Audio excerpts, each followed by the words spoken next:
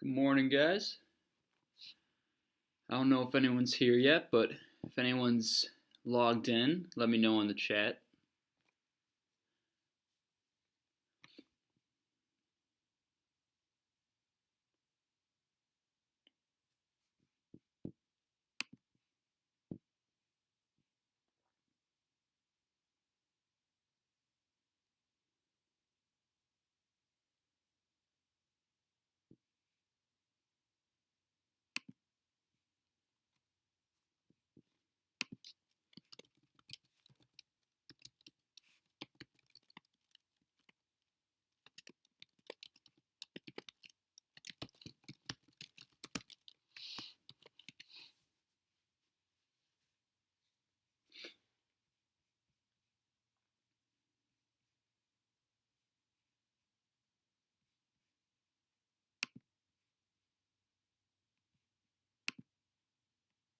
Morning, Liberty. All right. So I got someone's in here. How was spring break, Liberty? Oh, looks like more people are coming in. Morning, Rachel. All right. Good. How was your spring break, guys? Good to be back at it? Probably not, but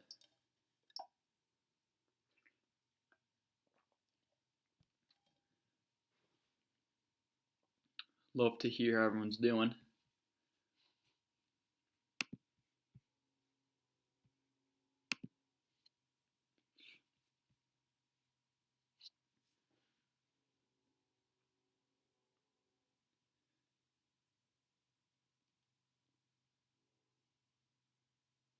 Pretty good. How about you? Oh, it's good, Liberty. Thanks for asking. I mean, it was, it's spring break and quarantine, so there wasn't a whole lot I could do. Uh, Went by pretty quick. Wasn't much of a spring break, but it was a little break I think for everyone. Kind of got a little break from the chaos of this online stuff. So Ray just said not long enough. I feel like it would have felt much longer if we could have actually done things. Like we could have went out and like had plans and all that, but unfortunately we didn't really have that liberty. I said we didn't have that liberty. Well played. I know. Thank you. I know it's been a while, but I still got the jokes. I'm assuming Hunter's probably the other one here. So Hunter, I hope you're doing all right too. There was a couple things over break. I posted kind of like basically at the end of that week, like in that weekend, I think I posted some stuff to Google Classroom. So I'm going to talk about that to start class. And just give like a little recap. I'm sure you guys looked at it, but just to recap what I posted and just kind of talk about, I guess, our plan moving forward. Um, our original plan was that we'd be back at school, but we're not. And it looks like, if you guys, I'm sure, as you know, it's May 1st is the date. So we just kind of like keep postponing a little bit more and a little bit more.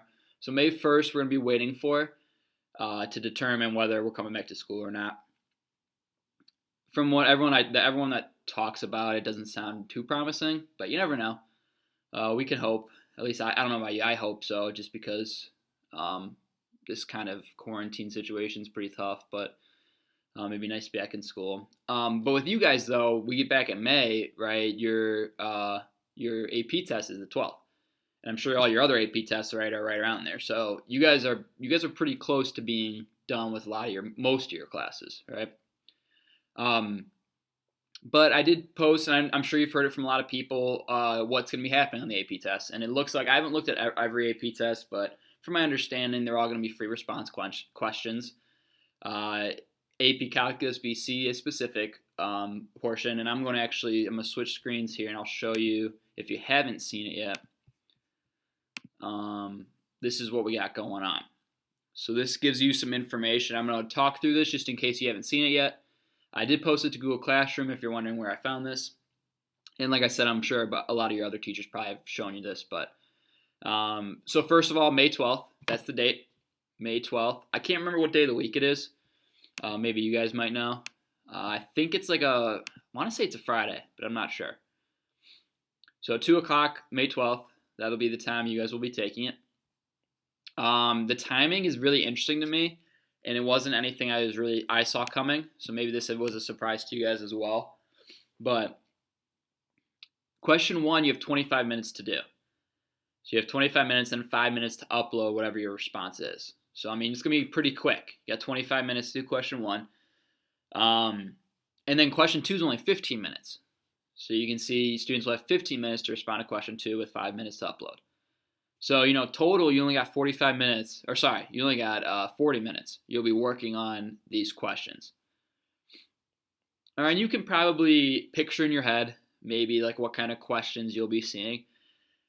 I've probably mentioned this to you guys. I know I mentioned it to AB, but I want you guys to start thinking about, in preparation for the exam, try to start thinking about, just like I'm doing it when I'm picking some of the stuff I'll be going over, is what kind of questions how can they get the most amount of information asked in 25 minutes and 15-minute periods, right?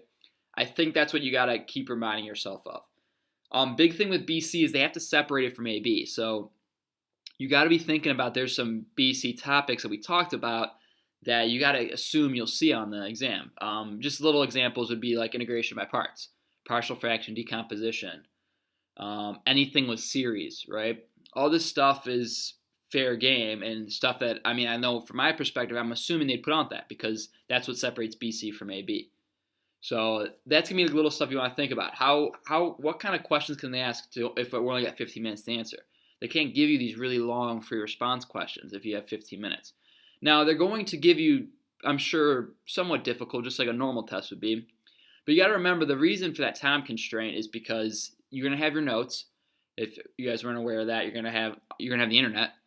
You're going to have your calculators. So you have all these resources, which gives you a huge advantage. But the other thing I sent out in Google Classroom was like an advice guide on how to take these online exams for response questions.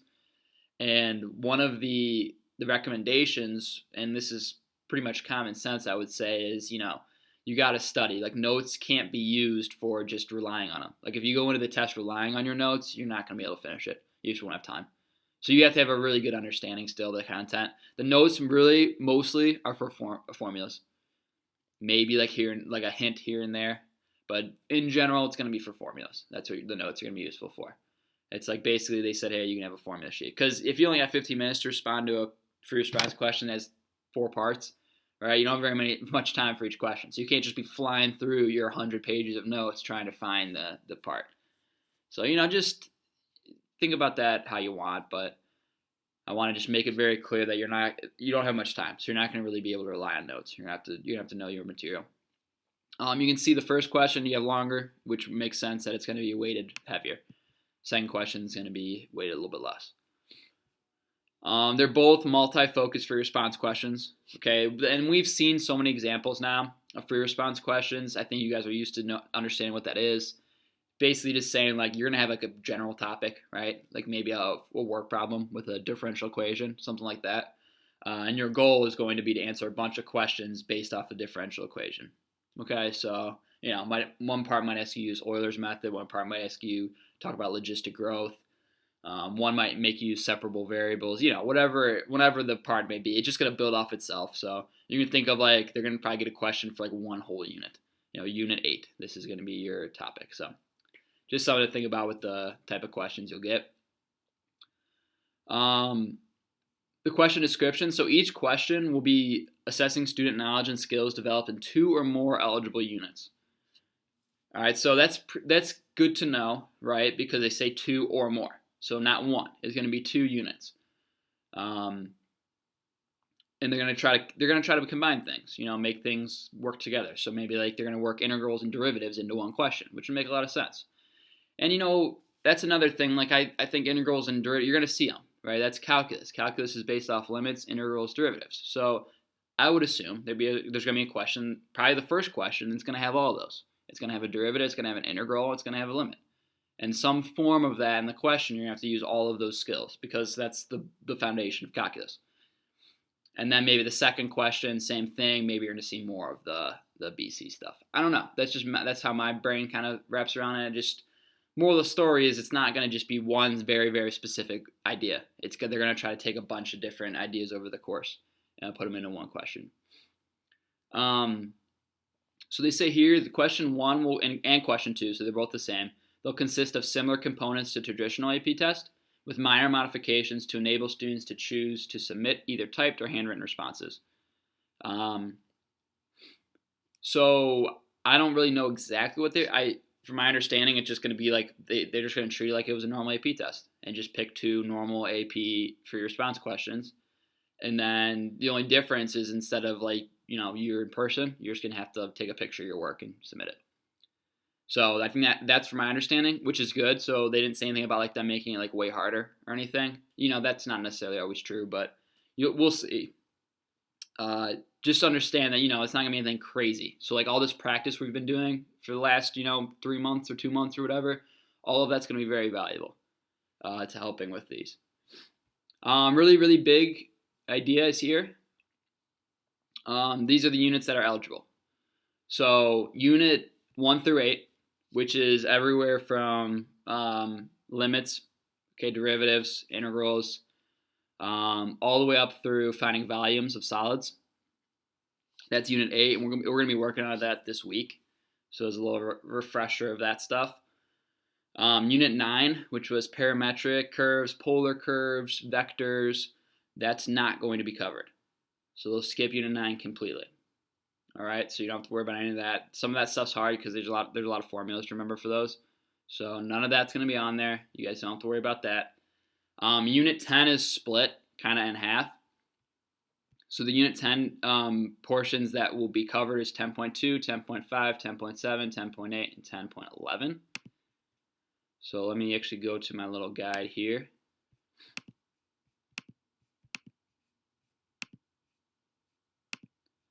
So 10.2 is geometric series. 10.5 is harmonic and P series. So like the basic series where we looked at it and we can know if it's convergent or divergent like right off the bat. 10.7 and 10.8 are alternating series and ratio test. All right, and then the last one is 10.11, which was Taylor polynomial approximations. Okay, so that's going to be the stuff that you will see on the exam. I know you guys don't have access to this unit guides. Maybe this is something that'd be valuable to you. Maybe I could send this out to you. I never really thought about it till now, but those will be the units. I think for a lot of them, like geometric series, I feel like we were pretty good with. Maybe definitely do a quick recovery or a review of it, but harmonic and P series, pretty simple. They say comparison. So no comparison tests. That might be a good thing because comparison tests can be one of the hardest ideas. Alternating series, not so bad, right? Ratio tests we use all the time. So, just wanted to show you guys that. And I think that's it. That's really the gist of it. Makeup tests, I don't think we need to worry about. I gotta imagine you guys will be all right for that. Okay, so I wanted to talk about that. So kind of transitioning into today based off of that. Well, let me stop there first. Do you guys have any questions before I go on about any of that?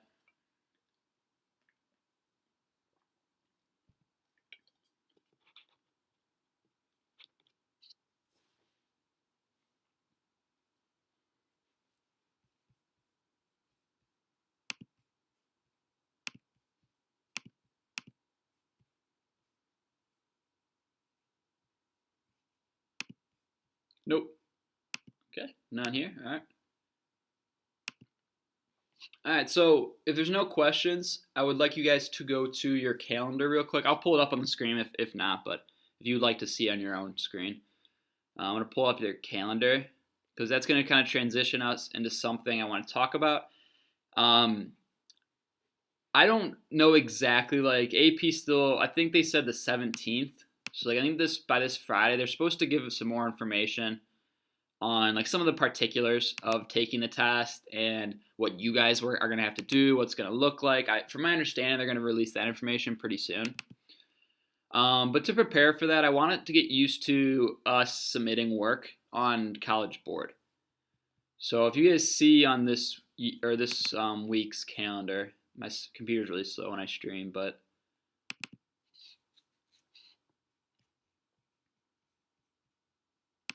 okay.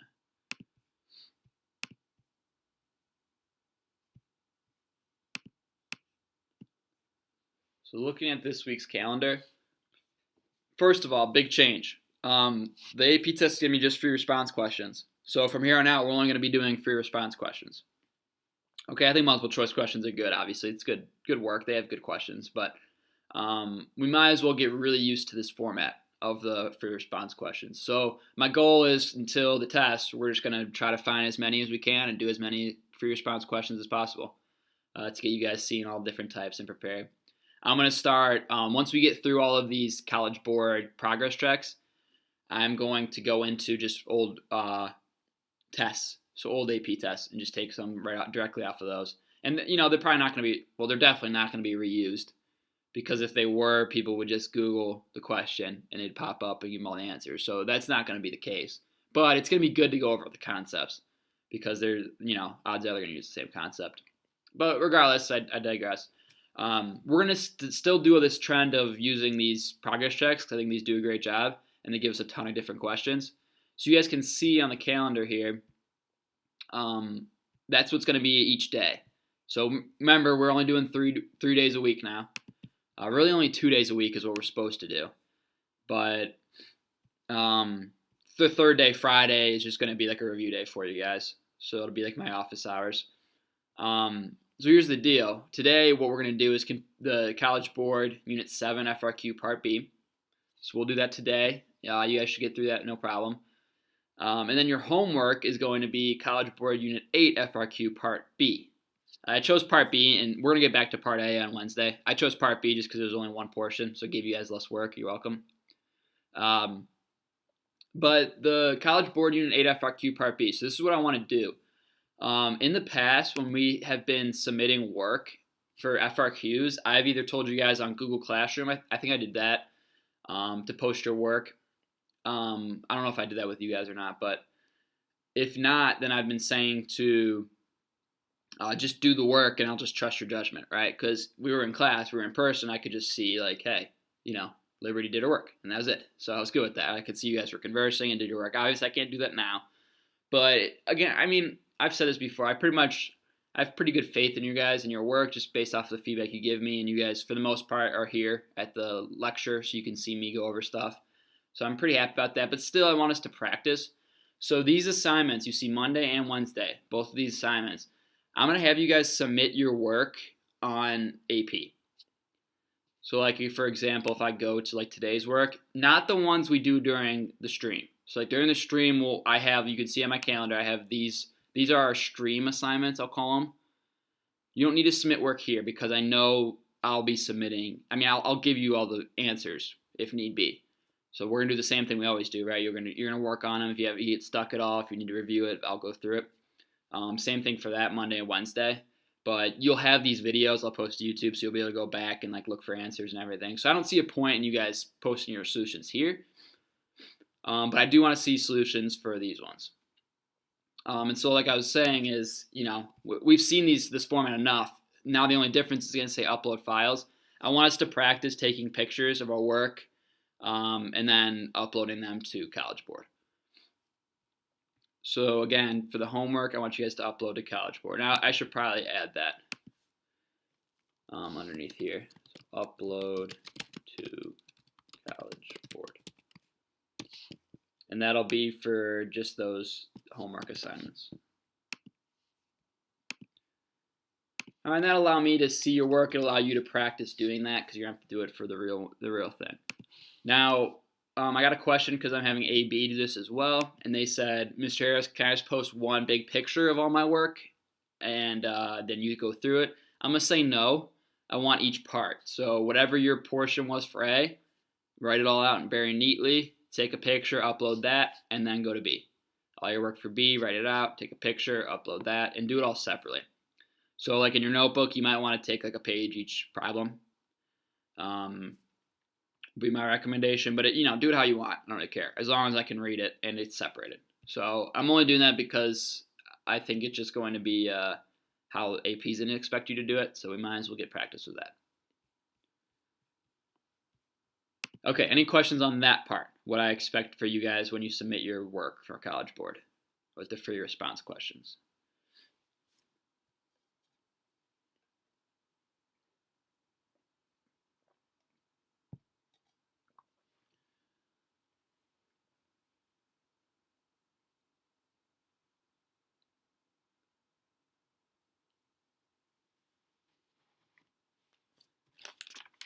No. Okay, cool.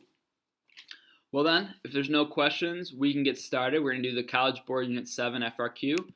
Maybe some of you have already started. It looks like this. I think you still see my screen. Yeah, you still see my screen. It looks like this. So we're talking about logistic differential equations. This is one of our most recent stuff we've learned. So this is good. It'll be a quick little review. Big things to remember is Euler's method. You're going to need, I think you use that for this question. Let me see. I believe you do. Yeah, so Euler's method you have to use, understanding logistic growth. As a recap, logistic growth, guys, is basically saying that in the real world, we have these growths. Most of the time, population, but not all the time. We have a growth of whatever. And it's limited. These growths are limited. So certain things the environment can only sustain at a certain point. Right, so this question you'll see, like a simple example is maybe you have an ecosystem that can only sustain 60 ladybugs. So ladybugs would be capped out at 60. We call that the carrying capacity. So I think you guys have seen that in your sciences in the past. So logistic growth kind of uses that idea that there's going to be a point where it caps out. And so that's the equation we're going to get, and we're going to have to kind of measure some of those, kind of relate math and some of those bigger ideas of logistic equations. So your notes are pretty recent, so you guys can go back and look at your notes. I'm going to let you guys start, just like always. So take time, just in the chat, let me know when you guys need help.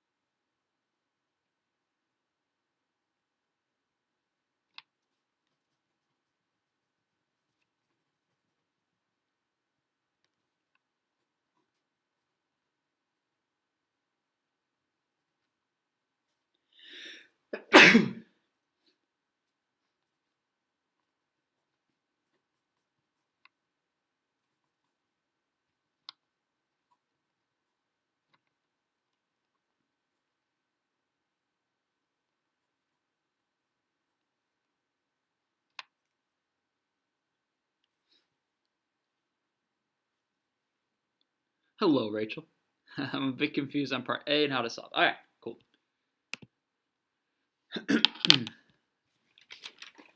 Okay, so part A.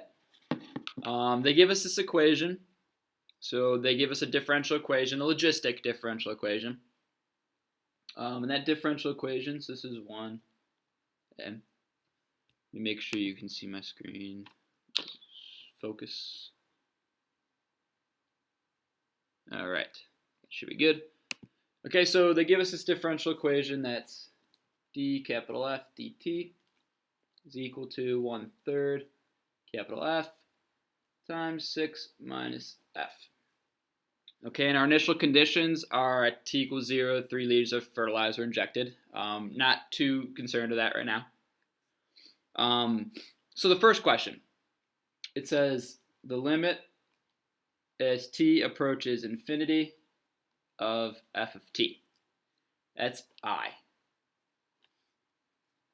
All right, so let's conceptualize what that's saying. So it's saying our function f. Okay, our function f is the liquid fertilizer injected. That's what the f represents, the amount of liquid fertilizer injected. So we want to see as time continues, so as time gets more and more and more, what is that function going to be approaching? Well, we know this is a logistic differential equation, and we know when t goes to infinity of a logistic differential equation, it's going to hit a carrying capacity. That's a separating factor of, or separating feature of a logistic differential equation. So all this question is asking, to put it simply, is saying, what's the carrying capacity? If we want to conceptualize what that's saying in the context of the problem, it's just asking what's the carrying capacity. So the limit as t approaches infinity of f of t. We can find that. So we can find the carrying capacity by setting f prime of t equal to 0. So we know, guys, on these graphs, this isn't with our problem. You don't have to draw this, but our graphs often look something like this. I know that's horribly drawn. I was really trying to stress that concavity there, but I did a terrible job. That's okay. But that's the general kind of look. And what I really want to focus on is the idea that it always comes to this carrying capacity, and then it's an asymptote, so it follows along that. All right, and we know that if this is the graph of f, that carrying capacity, if we're following the asymptote, the slope's going to be 0, and f prime of t represents slope.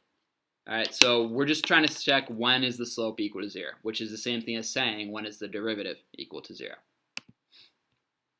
All right, and so we take this original function that was given to us, we set it df dt equal to 0. So we have 0 equals 1/3 f times 6 minus f. So that means f equals 0 or f equals 6. Oh, yes, Rachel, it is 6. Sorry, I just saw your note there. Yeah, so f equals 6. Now, that's not what the actual, wait, actually, hold on. Yes, it is. Never mind, that's it. That's what I was asking you. So 6 is our carrying capacity. And yeah, it just says find the limit. So we don't have to conceptualize this into the actual problem. That's our answer. The value is 6.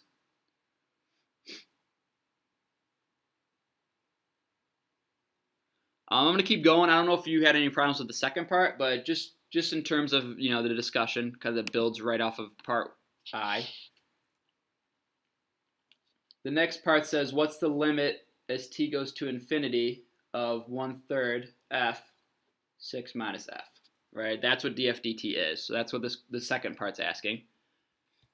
So to find this, again, we can conceptualize what this is saying. Okay, this is saying what's happening to the derivative. In other words, what's happening to the slope of the function as time increases. We'll look back up here how I drew that. You can see as time increases, what's happening to the slope. It's approaching an asymptote, so the slope's approaching 0. So pretty, plainly put, there's no work involved. It's just the answer is 0.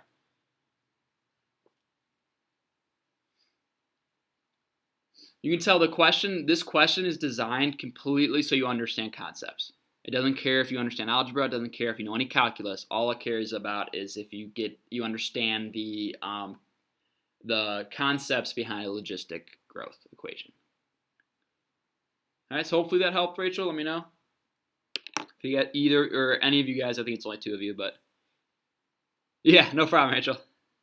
Yeah, it's easy to do because you see these differential equations, and there's a lot going on, and it looks like maybe there's a way we can rewrite it, use algebra, and try to manipulate it. And in reality, just calculus really wants to understand if you know the concept. What is the math actually representing in the real world? So, all right, that's the first part.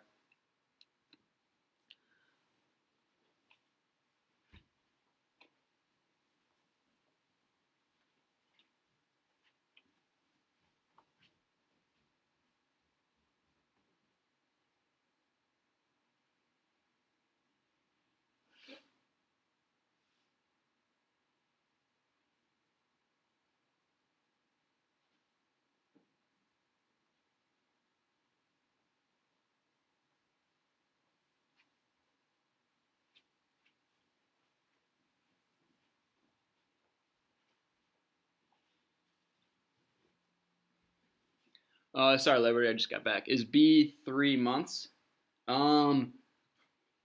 It's the answer isn't 3 months. You're on the right track, definitely. But the question asks, find the value of df dt. So it's a derivative. So what would your unit be?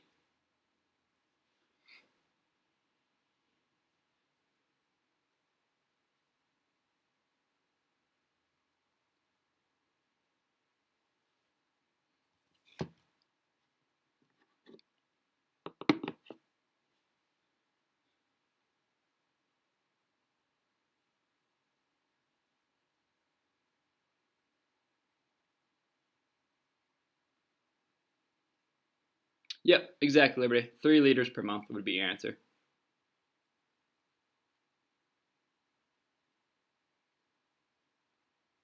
And so, Liberty, if you could, do you mind just writing in the chat how you went about solving that?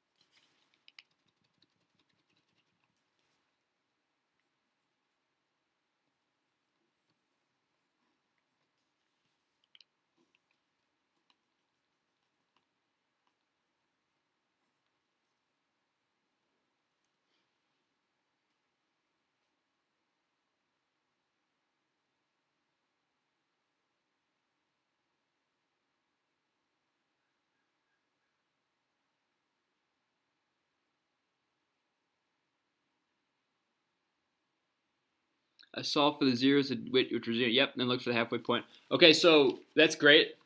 One thing you have to double check, and this question is kind of unique in this way, is that you get to a point, you did exactly everything right for that part. Now, the only thing is we do have to check because that's our value of f, not the value of df dt.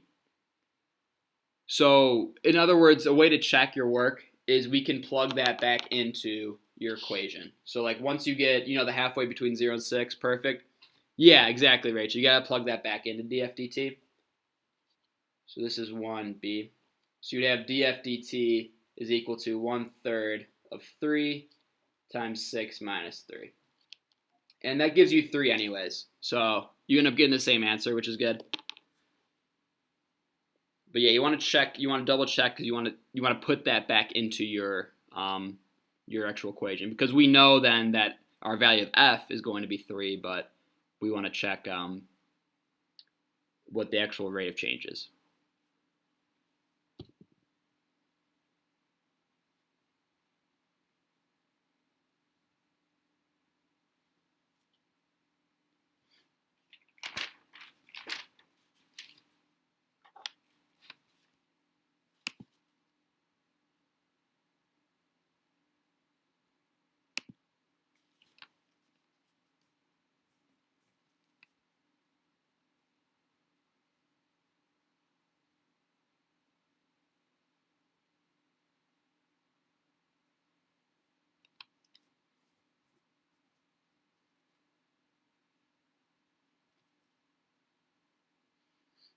What reason do we give for our answer? So the reasoning for this one, like I can give you an example of, it says, okay, find the value of the df dt at time f, give a reason for your answer. Okay, so your reasoning, Liberty, would be why did you decide to find that halfway point, or why did you find the zeros of df dt, which were 0 and 6? So you would say something like f increases most rapidly at the maximum point of the parabola of df dt. And to find that maximum point, it's going to be the halfway point between the zeros. So that's how you'd go about saying why you did the 0 and 6, or halfway between 0 and 6 idea. You could also mention that the biggest increase, or f is increasing most rapidly at the inflection point. So if you guys remember when we talked about logistic growth, it's always at the inflection point of the function is where we actually find it's increasing at the highest rate. So you could also go about saying that. Saying, oh, I found where the inflection point occurred by finding the halfway point between 0 and 6. You find that's 3, and then that's your explanation, all you need for your answer.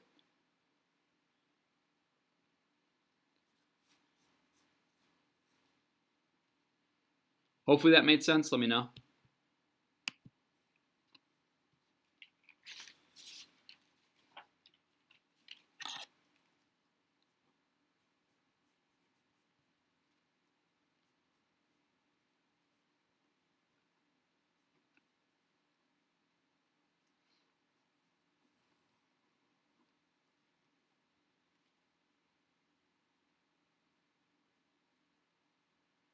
Okay, cool.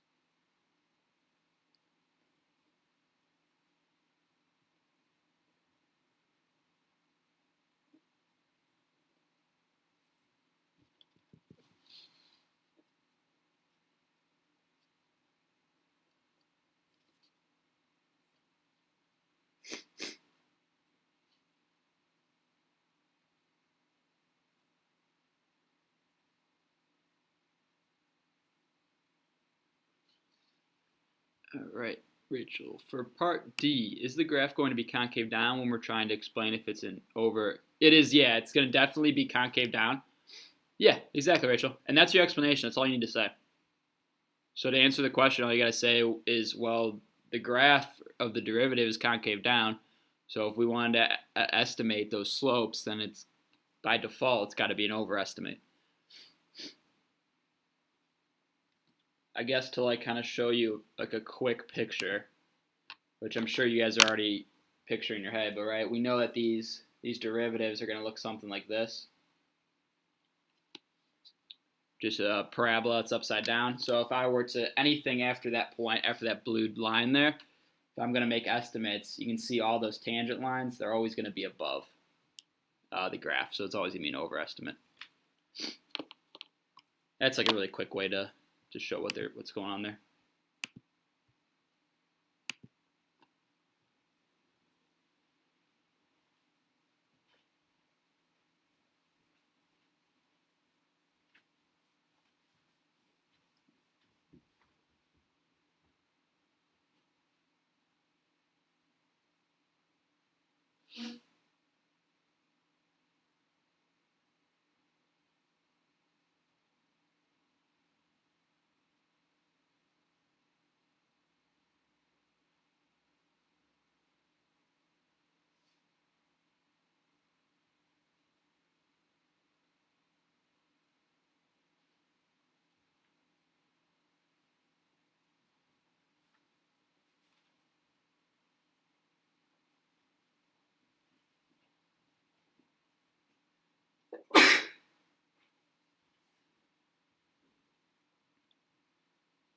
Okay, I'm ready to go over answers. Okay, well I think it's just you two. There might be someone else in here, but they haven't said anything. So if it's just you two, let's talk about the answers. All right, 1A and 1B, or I guess really just 1A, but both parts of 1A should be good. We talked about those. 1B we also talked about. So your final answer for 1B is 3 liters per month. Like I told Liberty, how you explained it was a little bit up to you. What you really just want to, your explanation of your answer just involves why did you find the halfway point between 0 and 6? Why does that give you the fastest rate of change? Reason being is because that's where the graph changes concavity. Okay. So also known as the inflection point. C. So C, you're just taking the derivative of the derivative. So you're taking the derivative of df dt. Now, you guys, I don't know how you got your actual answer. Like, I don't know what your form was, but the form that I finished the question off in was this. Negative 2/9 f times the quantity 6 minus f times the quantity f minus 3. One more time, it was negative 2/9 f times the quantity 6 minus f times the quantity f minus 3. Any form of that. So it doesn't have to be written like that. You guys could have written it in a couple different ways. So I don't, just check your work and see if maybe that you got the same answer or not with that.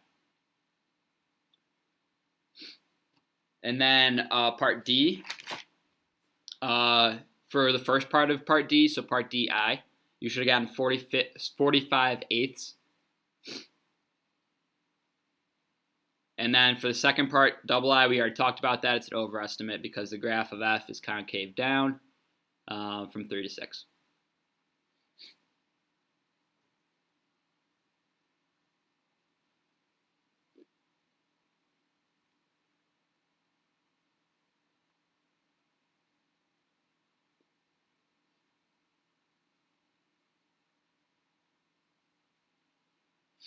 Okay, cool.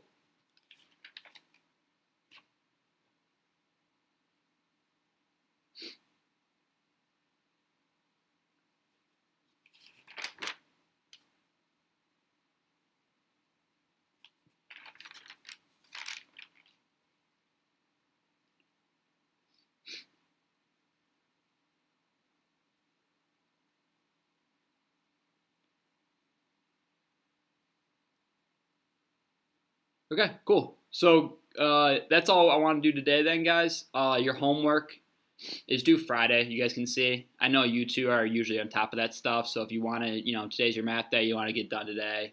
I don't think it should take you too long. There's a couple stuff. So Unit 8 is what we're getting into. It's this stuff with finding volumes of solids. There's a couple things you might need to look up on the internet for formula-wise. I don't know. Maybe you guys know them. But a couple stuff is like you need to know the length of a curve, and then the disk method, if you remember that. So as you guys go, feel free to use the internet or old notes. I know some of you got your old notes from Calc AB. Go through that stuff. That'll help you with the assignment. But I think you guys will do all right with it.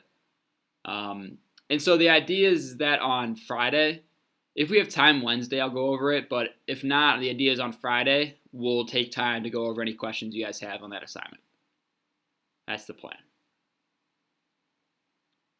All right, so if that's all, then you guys are good to go. If you want to start Unit 8 FRQ B for the next 5 minutes, that's also fine too. It's up to you.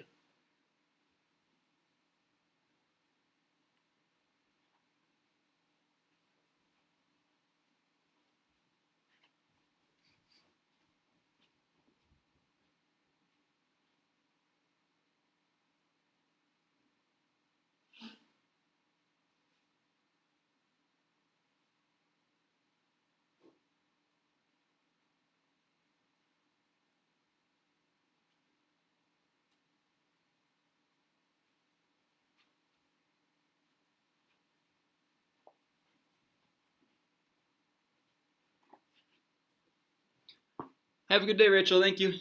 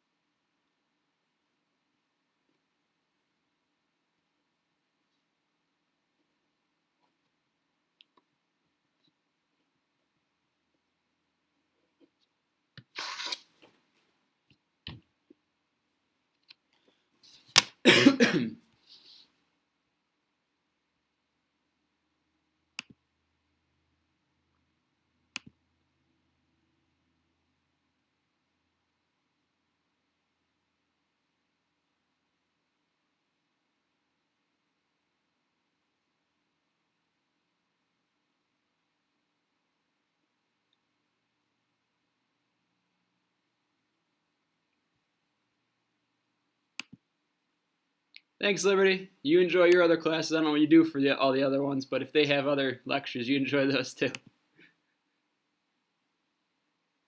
I'll see you guys Wednesday.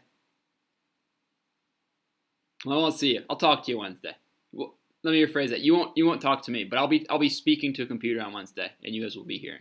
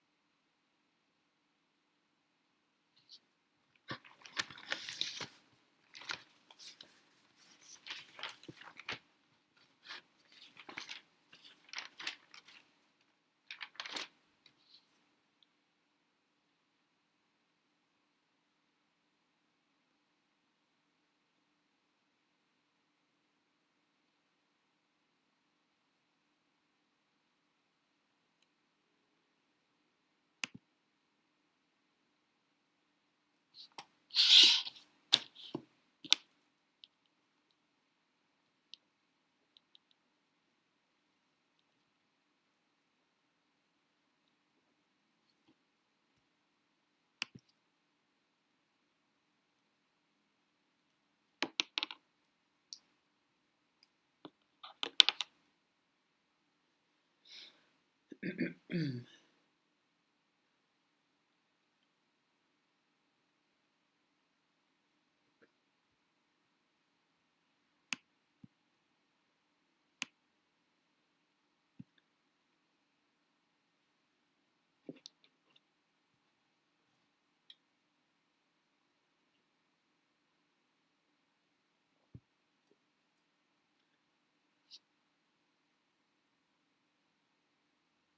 it going, AB students? If you're here, let me hear it. Let me see you in the chat. Welcome back. Back in action. Back on that calculus grind.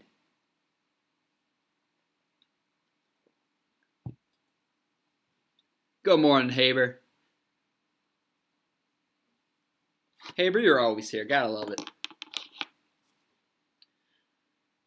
I want to hear how was your guys' spring breaks.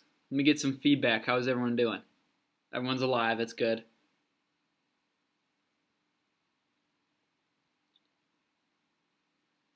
Thank you for asking, Alexis. To be honest with you, mine was boring. I was a lot of Netflix was watched. I watched some good stuff though.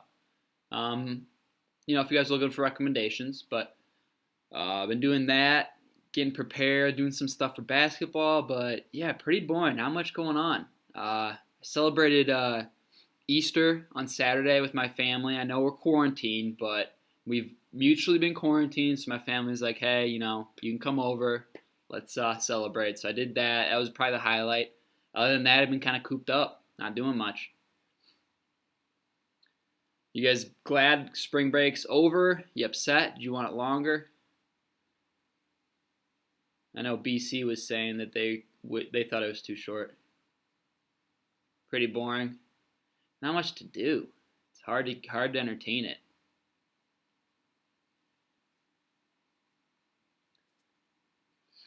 At least the weather wasn't too bad. That helps a little bit. Got 8 people here. That's good. Baron, good morning. Andrew, good morning. 10 people. Oh, yeah, by the way, guys, I got to wait for people to flood in. If you got nothing better to do, go ahead and just smash that like for me. Digidio.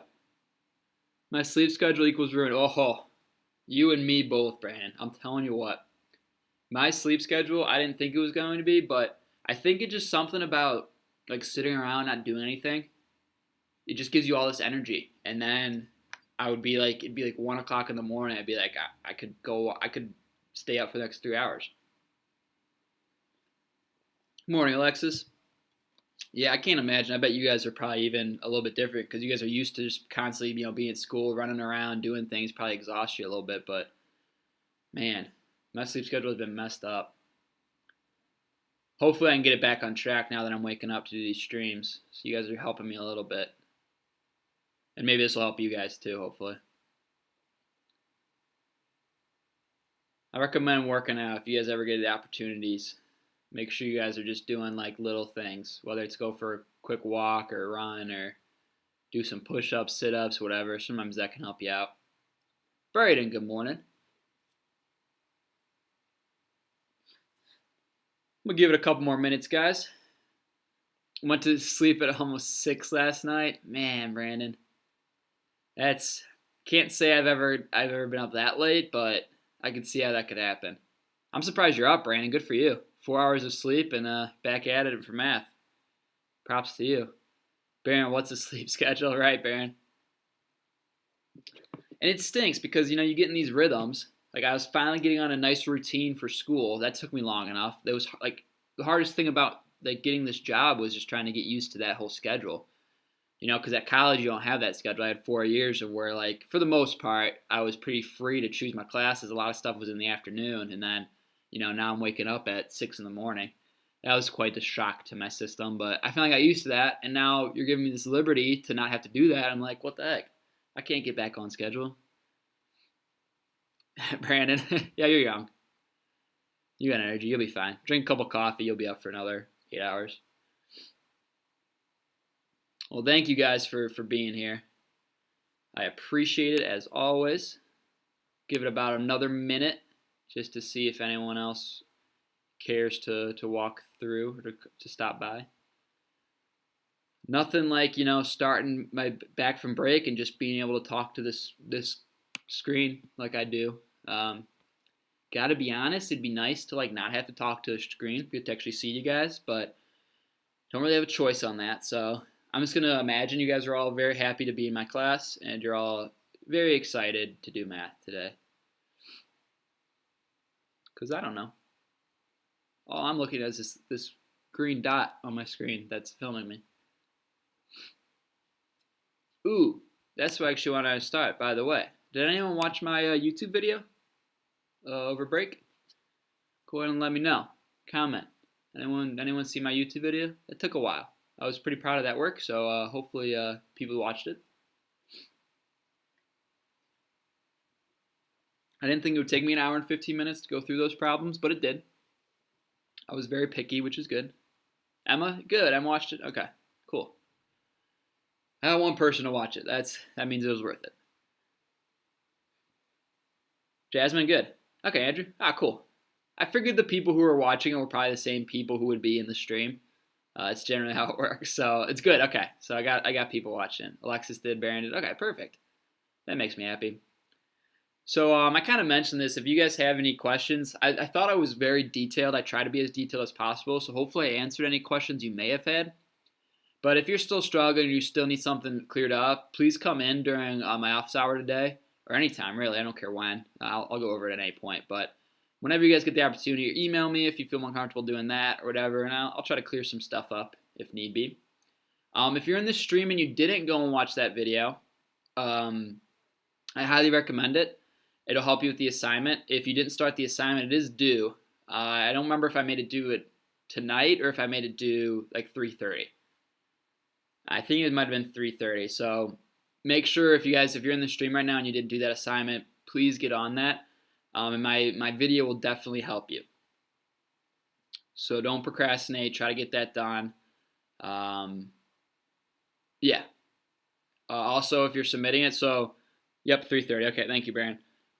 Let me ask you guys, those of you who did it, because I know I checked yesterday, and very few people submitted it. So I saw at least there was, I think, 4 people who submitted it. So I'm assuming you 4 are probably in here right now. Can you guys tell me how that went? Was it easy? Was it smooth to submit the work? Like taking the picture and uploading and everything? Was there any issues? Did you guys find any advice for other people? Anything like that?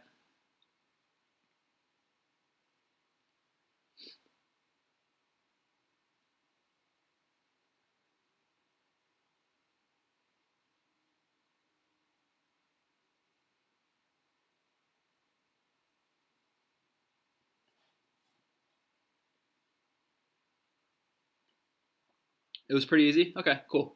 Because I haven't done it myself, so I wasn't sure. It seemed pretty straightforward to me. It seemed like you literally just took a picture, emailed it to yourself, or took a picture on your laptop, whatever, however you wanted to do it, and then you just click upload. You save it as a JPEG or something. So I'm going to look through it after 3:30. Obviously, I'm going to look through everyone who submits at work and see what looks good, what doesn't look good, what shows up, what doesn't, all that good stuff. So thank you, though, Alexis, for the feedback. Baron agrees. Okay, cool. I just wanted to make sure I didn't have to tell other people who haven't submitted yet, hey guys, don't do this and worry about this, stuff like that. So that's good to know. Okay, so I'm gonna get started then. We had a couple general things I want to talk about first, and then we'll get into the actual math we're doing today. So to start off, I hope you guys had a great spring break. Drive me nuts a little bit. I was missing you guys, so it's good to be back for me.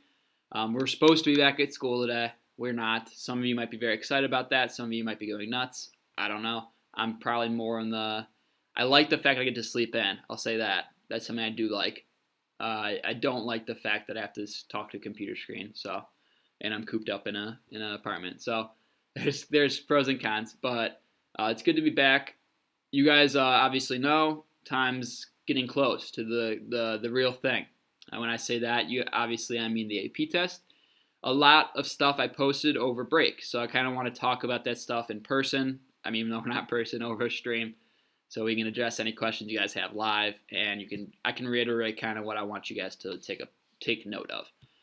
So I'm going to just change my screen here so you guys can see what is going on my computer. And the first thing I want to start off with is this. So I posted this to you guys. Shout out Braden, sent me this PDF. This PDF goes through all of your classes, so it wasn't just AP calculus. So you guys can check your other classes too. It gives you all the details. But just from my perspective, from a teacher's perspective, I wanted to talk about this. So hopefully you guys read it. If not, that's okay. We can talk about it now. So first things first, exam date, May 12th, 2 p.m. So you and BC will be the exact same time at 2 p.m. Super, super important, right? You make sure on this day, we'll talk about it more down the line, but you got to make sure that your computer's fully charged, you got all your pencils, paper, everything's organized, ready to go. However you're taking your picture or you're typing your work, you got all that prepared. All that stuff needs to be figured out, ready to go by 2 p.m. Don't procrastinate, don't wait. You can't afford that mistake. So understand that, have that circled in your calendars, make sure you understand that's the date. I don't know when your other classes are. I think this one's probably right in the middle. AP Calculus is probably in the middle of the exams. So yeah, just make sure that date's very important to you. So here's one thing that I didn't see coming. 25 minutes to do question 1, 5 minutes to upload. So you have 25 minutes, time will stop. I don't know what that means. I think I think you get 30 minutes, but you can't wait.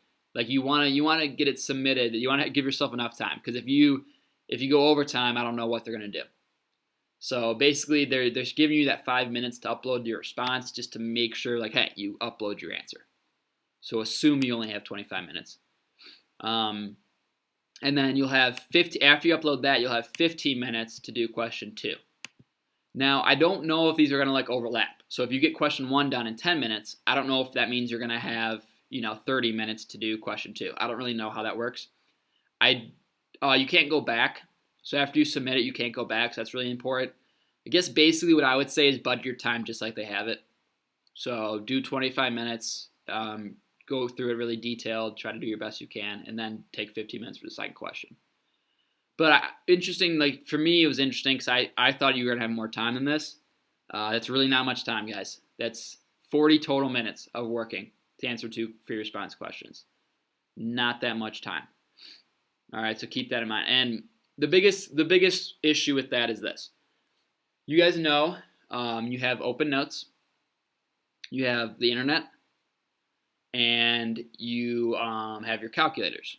So you'll have all of those resources, which in your heads you're probably very excited about. I think I've mentioned to you before, I wouldn't get overly excited about that. I know in my history, the hardest tests I ever took were take-home tests. Because they're designed with the understanding that you have internet access, you have access to your notes, and so the questions they're asked are usually not like that. Now, I can't guarantee that. I don't know. No one knows exactly what these are going to look like. But my point is this. You have 25 minutes and 15 minutes, not much time. If you plan on going through your notes or Googling answers, that's going to take 10 of your 15 minutes. You're not going to be able to do well. You just don't have the time. So as much as you may say, oh, this is going to be a breeze, I'll have my notes, I take good notes, I'll just Google something if I'm confused, I'll use my calculator, this will be simple.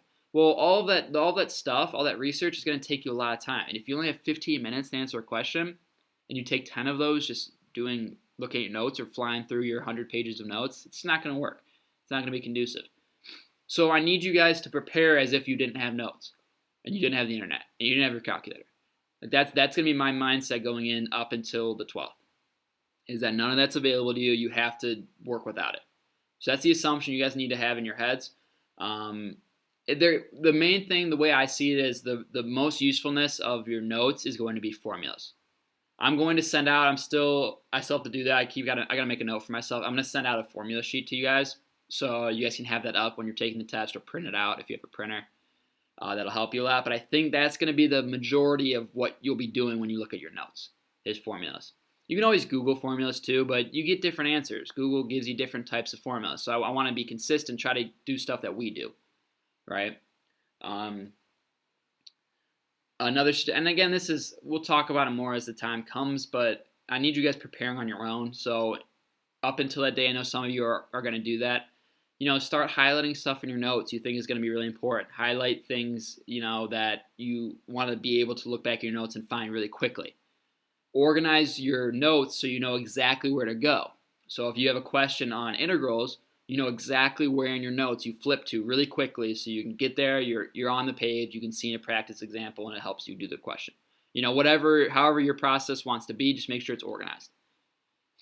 Okay? That's the biggest thing I want to talk about with time. So the exam weight is 60% is that first question, 40% is that second question. We talked about this, not much room for error.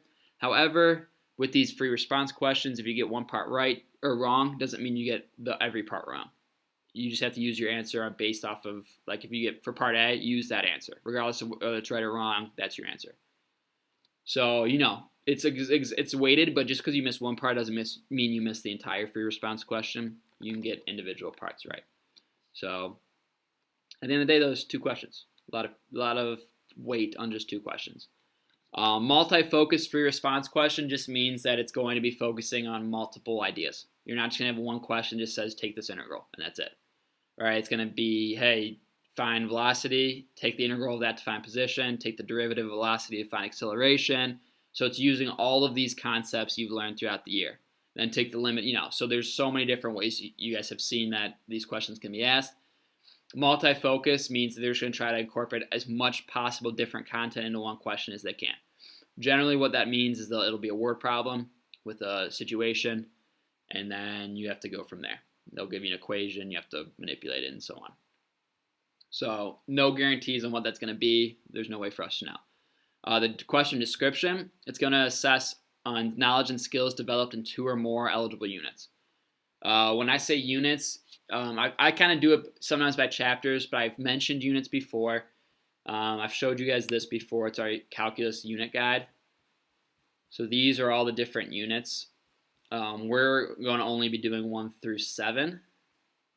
So I'm just going to show you guys real quickly. This would be unit 6. So unit 6 was Riemann sums, fundamental theorem of calculus, and antiderivatives and integration. So that was unit 6. So it'd be using these free response questions would be unit 6 and then unit 5. Where unit 5 was optimization,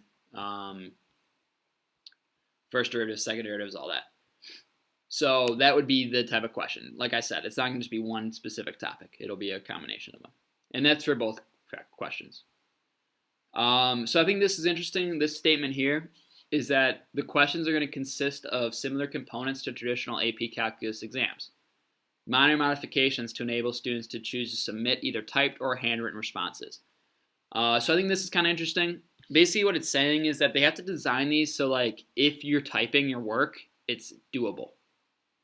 Which can be a good thing, right? Because I think that means that a lot of these questions aren't going to have a ton of work. You're not going to be having 17 lines of work to get the answer. Because students aren't going to be able to have time to type out 17 lines of work. Because just typing out math is difficult. It takes time.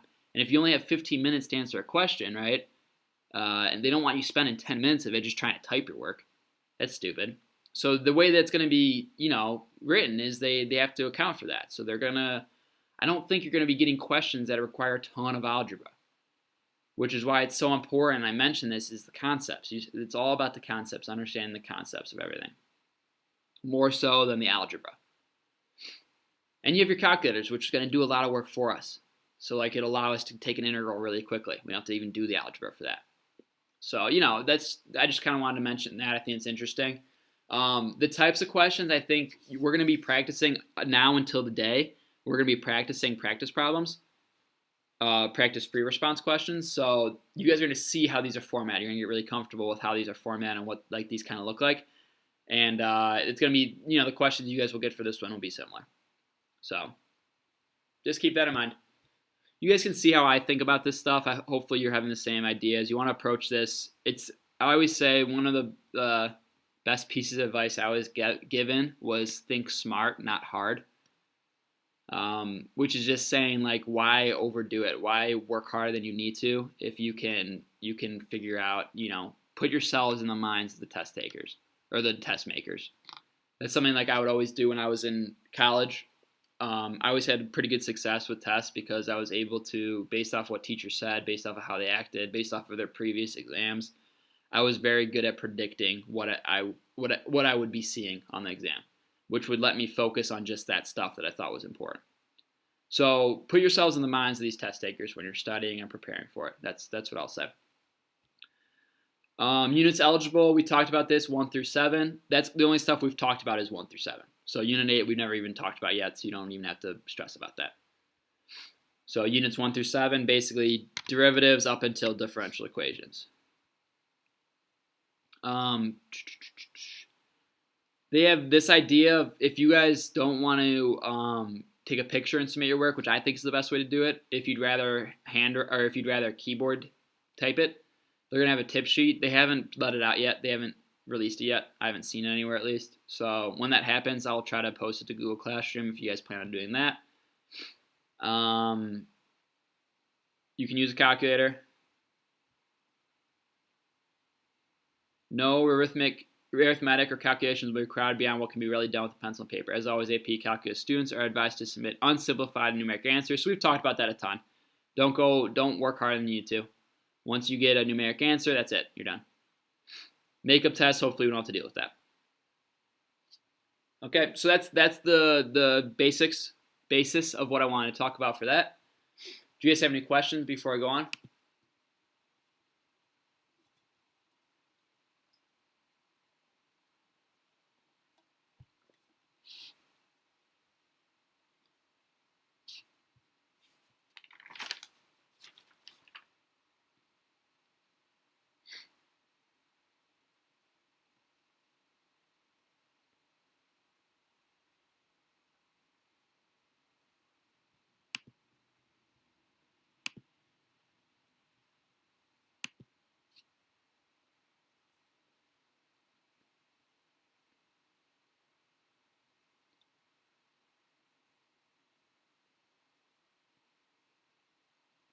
I'm assuming that's a no. So I know I'm talking a lot, but hopefully this stuff is useful to you. Next thing I want to talk about is just this week ahead. Like I said, here's the plan. So for the rest of the year, up until the 12th, we're going to be doing practice free response questions. So for most of it, it's going to be these progress checks. So for a good chunk, like the next couple of weeks, we're going to do progress checks on College Board. So every assignment will be that. I know it's going to get a little bit monotonous, might get old, but it's going to be really good practice. So here's the general format is I'm going to do one in class. I feel like based off of your guys' feedback, you kind of like guided practice. So like for BC, I just tell them, hey, go ahead and get started. And then they ask me questions like, oh, Mr. Harris, what about this? What about this? As they go. For you guys, I want to do it a little bit differently because I want to get through a lot of stuff in the next month. I want to get through a lot of material as much as I can. So I think maybe like during these lectures, it'll be spent a lot of me talking. And then maybe I'll ask you guys like little questions here and there or let you on your own for like little parts. But I'm not just going to give you an entire free response question and just say, go, do it. So it'll be more guided, but homework will be that. It's homework, so you guys will have to do it on your own. So here's what I want. The classwork you guys can see. So Unit 2 FRQ Part B, Unit 3 FRQ Part B. I don't want you guys submitting any work for. So if you want to, I don't care. I'm not going to look at it, but the reason being is because if I'm going to go through all the answers anyways, you guys will already have them. I don't really need to see that you copied my work. And I'll have videos so you guys can go back. So I don't want you submitting these anywhere. I will assign them to you so you can obviously see them on your computers, but I don't need them submitted. Now the homework I do want submitted. So just like you guys did over spring break where you took a picture or typed your answers and then submitted them to me, same thing for these. So for Unit 3 FRQ Part A and Unit 4 FRQ Part A, those are your homework assignments. I need you guys submitting your work. You will have time. I don't want it necessarily, unless we have extra time during our lecture. I don't need you guys asking. I'm not going to take class time to go over these. I will take Fridays to go over them though. So this is good for me because this makes this office hour more useful for me because like the week before spring break it was a waste of time. I just sat here the whole time. So this will also allow me to be here for you guys and maybe we can actually get a lot of stuff done. So any questions you guys have for Monday and Wednesday's homework, save for Friday. I mean, you can ask me, you can email me, or come during an office hour. Let me rephrase that. I don't care if you guys come for an office hour 1 to 2. If you really want to get the answers, that's fine, absolutely. But if not, you can wait till Friday, and that'll be another time where you can go over those questions. Okay? And then you will have a homework assignment over the weekend. Same idea, that'll be due Monday. Other thing I want to mention is that all of these assignments, everything you see here besides this weekend assignment, is all already posted. So you guys, if you guys go to AP Classroom, you'll already see it's already posted to you. It's already available to you. The reason I did that was because I know some people like to work it all at once, which is perfectly fine. Some people don't watch my streams. So if you're not watching my streams, that's fine. At least now you have all the work you can do ahead of time and ask me questions as you go. So I think that's everything I wanted to talk about with that stuff. I don't mind if you guys work out of order. So if you guys want to do Wednesday's lecture, College Board Unit 3, FRQ Part B, if you guys want to get that done tomorrow, fine. Go ahead. But I'll just review it then on Wednesday for the people who didn't do it. And it's all, again, due Friday, like midnight. It's all of these homework assignments are due. All right, any questions about that?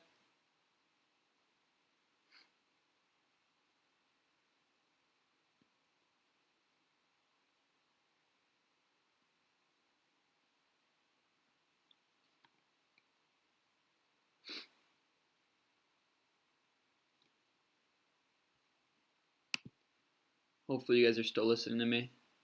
Maybe everyone just muted me so I would stop rambling.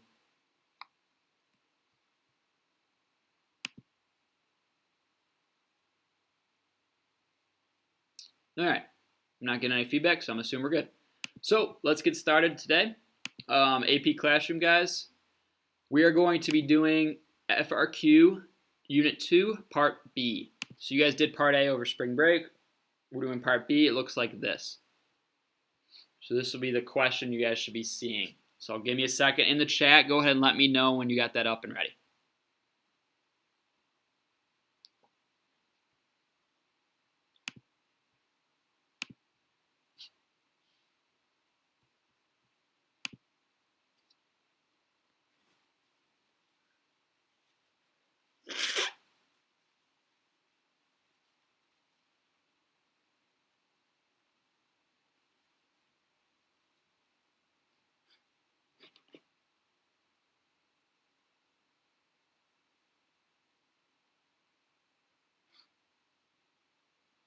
All right, got it. Got it. Thumbs up.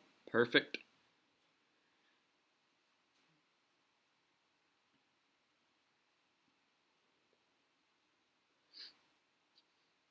And I'm sure everyone else is on there. They're just they're listening very intently to what I'm saying. They just haven't got it up yet. All right. So let's take a look at this. I'm not going to be flipping back constantly. I'm going to try not to. So guys, I will do it every once in a while, but try to follow along with me as I go. So here we have all the directions.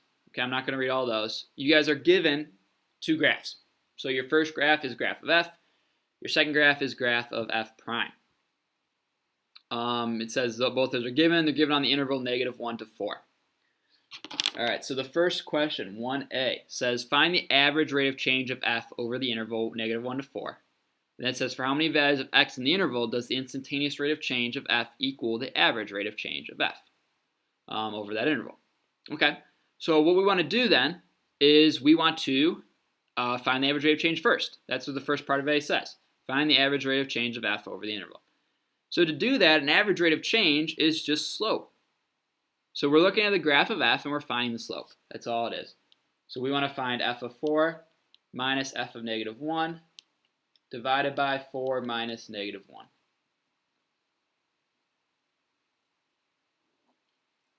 That equals 3/5. Average rate of change is just slope over an interval. Now to answer the second question, for how many values, I'm just going to do this in blue here. For how many values does that secant, or that slope of average rate of change, or the secant line, when does that equal the instantaneous rate of change, instantaneous rate of change, or the slope at a tangent line? Okay, well, graph of f prime, I wish I had a better way to do this, but the graph of f prime here, that graph, that gives you all of the slopes. This tells you, okay, at -1, the slope is 10. The slope of the tangent line is 10. At 0, the slope of the tangent line is, I don't know, 1, it looks like. At 2, the slope of the tangent line is 1. So it gives you all this information. All we got to do then is look at this graph of f prime. Where does the graph of f prime equal 3/5? I don't know exactly where it is, but I can tell it's definitely right around here. There's 1. And if I keep following this along, it's, I don't know if you can see my mouse. Hold up. I don't think you can. Let me do that again. Guess I got to go to this screen here. Still used to this stream and stuff. I know that on this graph it has to be equal to 3/5. So this line has to cross as 3/5. I see that it's definitely somewhere right around here. That's the first time. And if I keep following, the other time's right around here. So 2 times is your answer. F prime of x equals 3/5. That's all you need to do right for your answer. Let me flip back to here. That would be your answer for that question.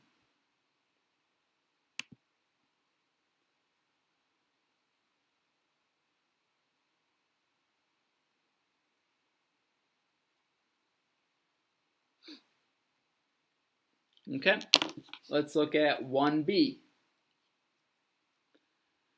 So 1b says, write an equation for the line tangent to the graph of f at x equals 1. Write an equation for the line tangent. All right, we have seen this question so many times, people.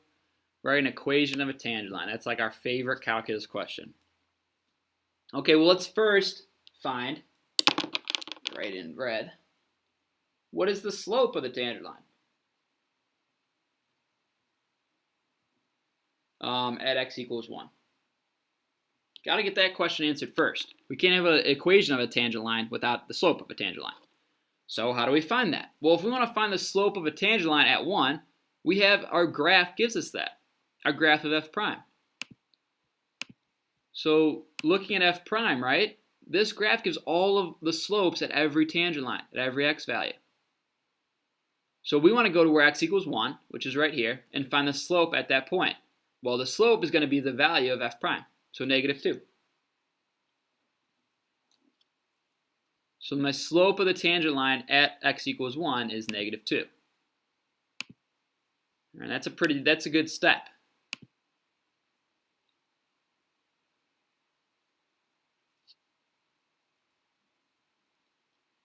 Now we need the point on the graph. So the point at x equals 1. We need the point at x equals 1 because when we're actually going to make an equation of a line, right, we use point-slope form. Point-slope form requires a point. That's why it's called point-slope form. You can see these people are geniuses that name this stuff, guys. So we need to find a point at x equals 1. Well, when x equals 1, all I got to do is go back to my graph of f. When x is 1, what is the y value of f? It's 2. So my point is 1, 2. So we got every piece we need to make an equation of this tangent line. Oh, you too, Baron. Thanks for letting me know. So we have every piece we need to make this equation. We have the slope and we have a point. So I'm going to take point-slope form. Y minus y1, which is 2, is equal to the slope times x minus x1. And that's your answer. If you wanted to, you can add 2 to both sides. And a lot of times, you know, like AP, that's usually how they'll write their answer like that. Y equals 2 minus 2 times x minus 1.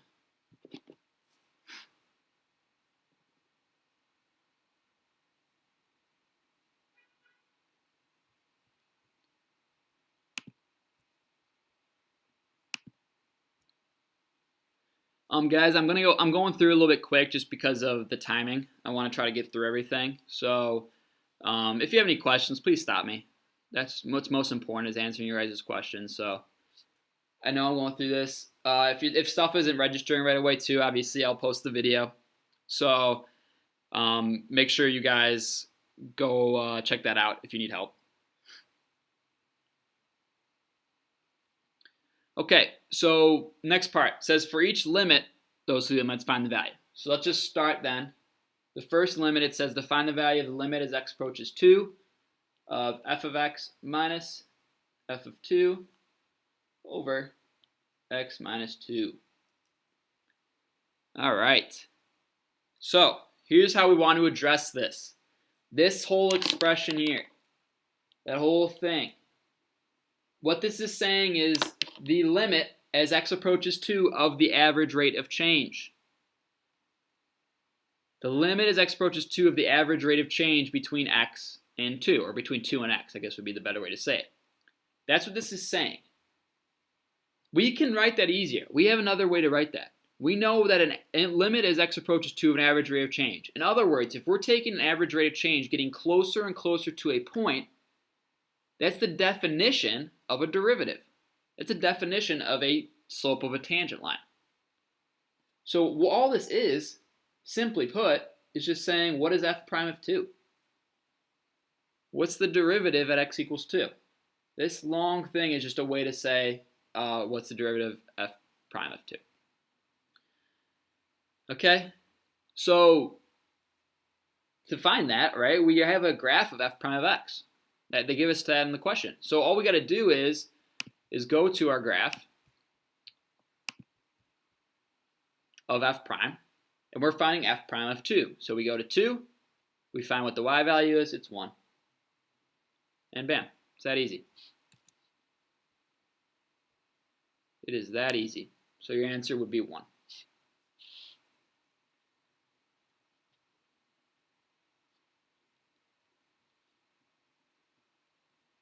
Same idea for the next limit. The only difference is now x is approaching 3, so we're trying to find the derivative at 3. Now if I go back to my graph, what you guys will notice is at 3, I don't have a value. It's undefined. So what does that mean about the derivative? So I'm pausing, so I want you guys maybe to think about it. What does that mean about the derivative? Well, if it's undefined, if there is no derivative at that point, then that means the limit doesn't exist. But the question says to explain. The question needs an explanation. So it does not exist because f is not differentiable. That's that big word we use. It means we can't take a derivative at x equals 3. Now a part I want to add, just because I think this is a really good thing to know and a good thing to remind you guys of. Oh, I just realized that okay, so this is what I wrote. I said because f is not differentiable at x equals 3. And then right here I want to write, you see a sharp turn in the graph of f at x equals 3. That's our visual cue to see that it's not differentiable. So I don't want you to say, oh, it's because it's undefined at that point. What I want you really to say is because the shape of the graph of f at x equals 3 is a sharp turn. Another way to describe that would mean that there is no slope of tangent line. There is no exact slope of a tangent line at that point, because if you take it from the left and from the right, it's going to be two different slopes. So this would be like your full answer I would want to see as your explanation to why it does not exist.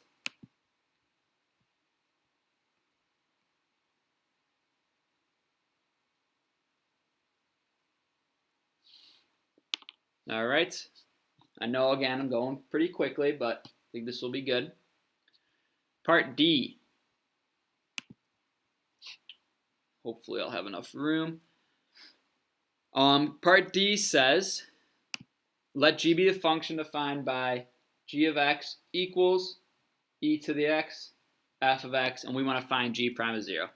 Okay, so this is just going to be, simply put, this is just product rule.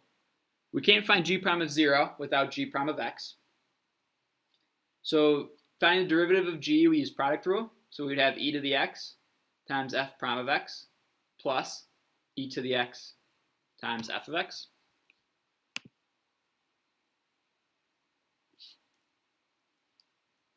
Gonna put this up here because I'm running out of room. G prime of 0 then would be e to the 0, f prime of 0, plus e to the 0, f of 0. Again, to get g prime, take the product rule. To get g prime 0, just replace all x's with 0. And then you just got to look back at your graphs. So e to the 0 is 1. F prime of 0, I believe, was also 1. Double check. I should probably know what that is. Yeah, f prime of 0 is also 1. So e to the 0 times 1. 1 times 1 is 1. Plus e to the 0 is 1. F of 0 is 3. So 1 plus 1 times 3, which is 3. And 1 plus 3 is 4. So your final answer there would be 4.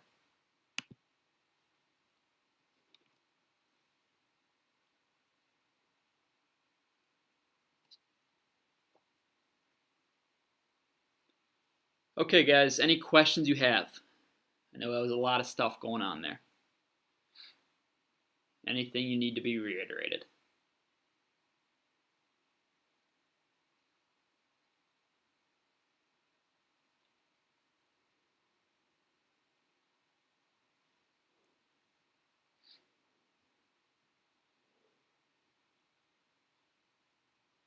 You guys are really quiet today. A little feedback.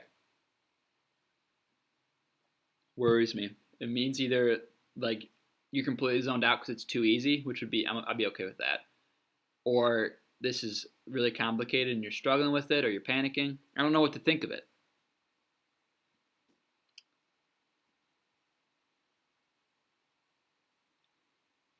Thank you, Haber. Can always rely on Haber's thumbs ups. At least I get something back. All right. Well, if you guys have any questions, if you're going back on this and you need something refreshed, go ahead and let me know. Alexis, I'm good. Okay, cool. All right, so let's look at the next question. We got about 20 more minutes. Perfect timing, I think.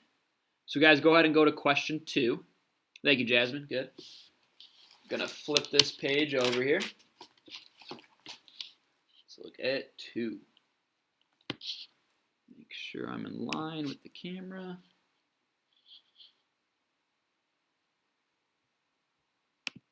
Nice, nice, nice.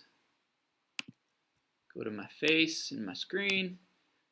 All right. Oh, thank you, Brandon, as well. Okay. So, guys, this is what happens here. This is the problem. So they give us passengers and hours. They say the number of passengers who have boarded a ship is modeled by a differentiable function, P. Very important. They stated it was differentiable. Where T is the number of hours since boarding began. Values of P were selected, or for the selected values of T are given. Okay, so part A. According to the model, what is the average rate at which passengers board the ship in passengers per hour over 1 to 8 hours? Okay, so guys, biggest thing, right? If I had this on paper, I would highlight it physically, but I can't do that. But the main thing I want to look at is this. What is the average rate? That is huge, huge, huge, huge. Average rate. Whenever you see average rate, you've got to be thinking slope. Have to think slope. Average rate is equal to slope. All this question is saying is what is the slope from 1 to 8? What is the slope of the line from 1 to 8? Which means I need to find what P of 8 is minus what P of 1 is divided by 8 minus 1. Let me go back to my camera here.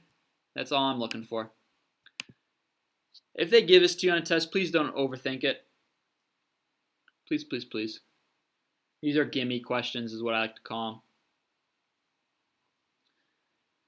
them. To find what P of 8 is, you just look at the table. P at 8 hours, the number of passengers is 728. At 1 hour, the number of passengers is 35. 8 minus 1 is 7. Now, we're lucky enough to have our calculators. If you didn't have your calculators, you would keep your answer like that. You would just put 728 minus 35 divided by 7. If you had time, you could go ahead and solve that, but why? What's the point? Just keep it like that. That's your answer. But we do need units. I'm also going to tell you what it actually is. That answer is 99. So you get 99, and your unit is going to be, this is a rate of change, right? An average rate of change. So that means we should have something per something. In this case, it's P per T. In other words, passengers per hour.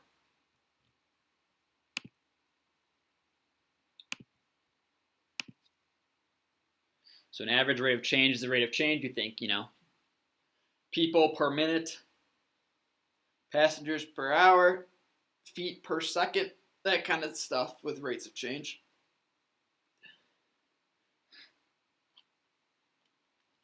All right, so that's like a nice little softball right there. Give us an easy start to the question. Let's look at B. B is a little bit different. It says write P prime of 4.5 as the limit of a difference quotient. Use the data in the table to approximate P prime of 4.5. Okay, so you guys think about 1A, or I guess question part 1, right, we just looked at. They gave you a question that was the reverse of this. They gave you the limit and then said, okay, what does this mean? Right? We saw the limit and we said, oh, that's the same thing as saying is the derivative. So we're just working backwards. So instead of writing P prime of 4.5, work backwards, we can rewrite that as the limit as T approaches 4.5 of P of T minus P of 4.5 divided by T minus 4.5.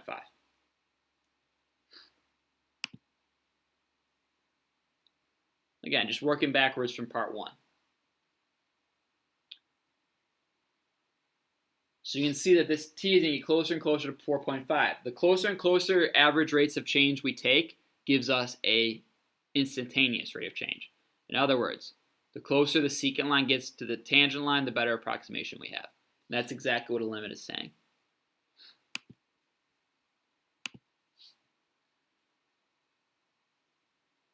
Okay, so that's kind of the part 1. Now, I will say, I'm going to do this in blue. We can also write this, and you guys might remember this, as our difference quotient with H. I think this is a little bit harder, but if you guys feel more comfortable with this based off of maybe what you did last year, or I don't know, just maybe that's how your brain works, that's fine. This is another perfectly reasonable answer. So as the distance between 4.5 and our secant line get closer and closer, which is what H approaches 0 represents, what would this be equal to? So that's another answer. That would also give you full credit if you answered like that. It's up to you guys. Now, one thing that's a little bit strange about this question, you guys will see, is we just wrote P prime of 4.5 as a difference quotient, or the limit of a difference quotient, which was good. Good for us. Okay, we got that out of the way. Pat ourselves on the back. But the second part of the question says use the data in the table to approximate that. All right. So thinking to yourself, how do I use the data to approximate P prime of 4.5? Right, because I'm looking at this, I don't know what P of T is. I'm not going to plug in 4.5. That would make no sense because that would give me 0. So that's not the answer. So how do I approximate? Whenever you guys are approximating a derivative, whenever you are approximating an instantaneous rate of change, you take the closest average rate of change. Let me say that one more time. Whenever you're approximating the instantaneous rate of change, or a derivative, you want to approximate using the closest possible secant line slope, or the closest possible average rate of change. So I think it'll probably be beneficial if I go back to my screen. So I'm looking for 4.5. How do I estimate 4.5? Well, I don't have t equals 4.5 anywhere, so I can't actually get that value. I do have 6 and 3 though. So the best I can do is find the average rate of change of these. That's all I can do. So to estimate, you're going to take P of 6 minus P of 3 divided by 6 minus 3.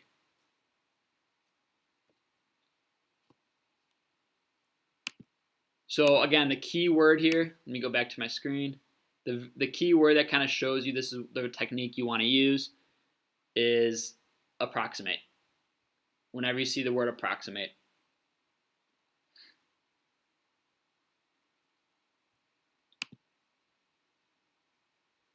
Okay. So this will be how you formulate that or how you write that out. And I'm not going to make you guys do the work for that. You guys can use your calculators and use the table, and you get 132. And this is going to be passengers.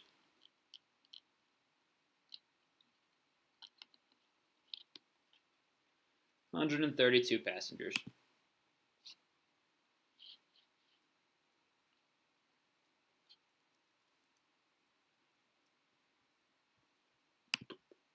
All right, part C. It says, must there be a time t between 3 and 6 at which p of t equals 500? Justify your answer.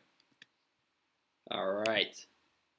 This question is very common, guys, and it's very distinct on how they ask it. So what you see, there's two features.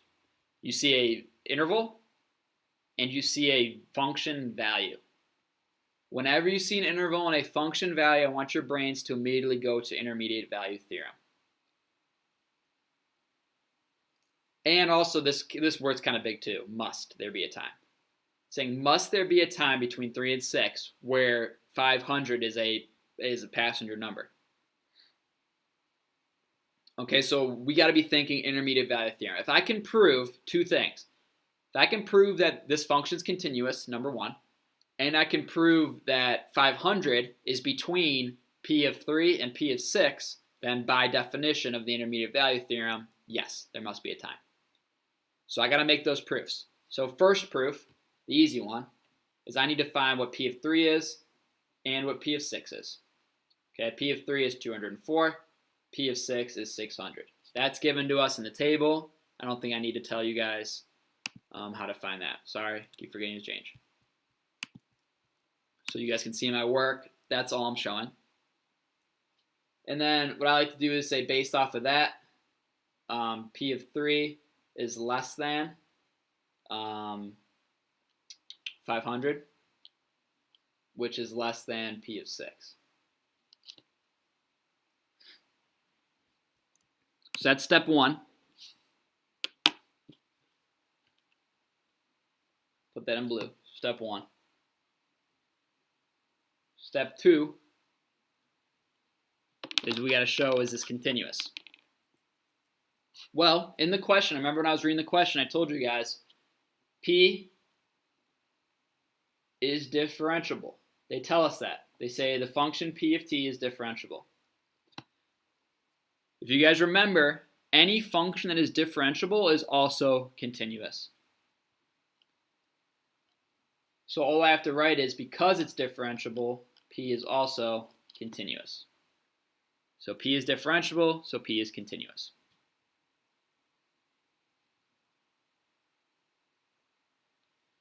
Those are the two check marks I need to make. I need to show that. You don't get full credit if you don't show that. Last point you get by saying, by IVT, intermediate value theorem. You might want to write out intermediate value theorem. That's what I'd recommend. Don't write IVT, please. I'm doing it because I'm lazy and don't have much time left. By intermediate value theorem, there is a value of t on the interval of 3 is less than or equal to t, which is less than or equal to 6, where p of t is equal to 500. That would be the last step of this problem, your actual written explanation. So by the intermediate value theorem, there is a value of t on the interval 3 to 6, where p of t equals 500. You can't say that, though, without first proving these steps above. Have to make those proofs first. Oh, no.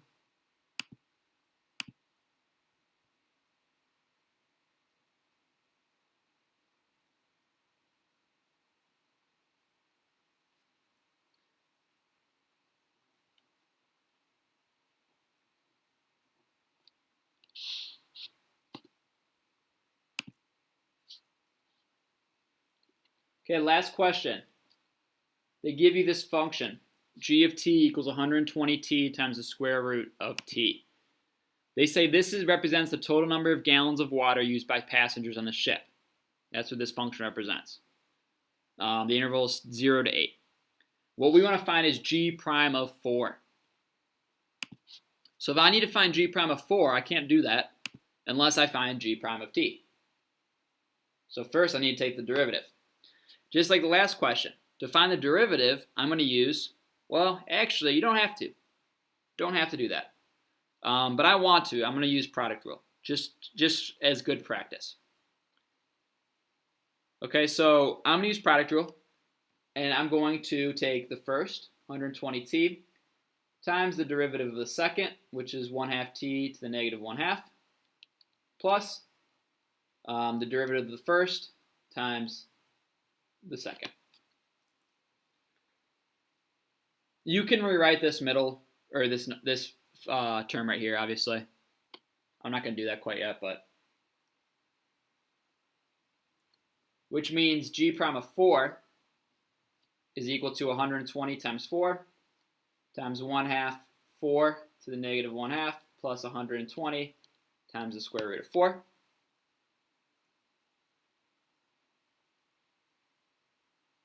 And that's actually your answer. There really is no need to move on. The one thing, though, the question does state, it says find the rate at which passengers use the water. So you do need a unit. So you could put that whole long number, and then at the end put your unit. We have calculators, again, for this test. So you might as well. This isn't too bad to do. Just double check your work. If you were to put this in your calculator, I'm going to save you guys the trouble. Let's see if you can see this. This is going to be equal to 360. Your unit is, G of t represents gallons of water. T is in time, meaning hours. Again, G of t represents gallons of water, so G prime of t would be gallons of water per hour.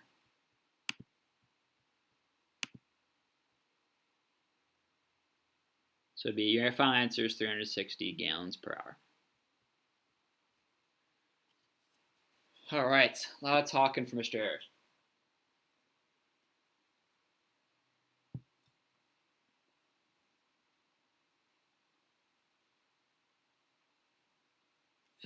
Any questions on anything, guys? We got about 5 minutes left.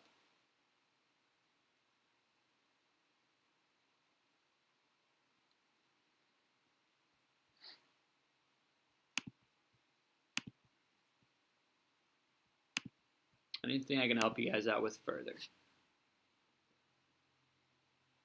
Haber, gotta rely on the thumbs up.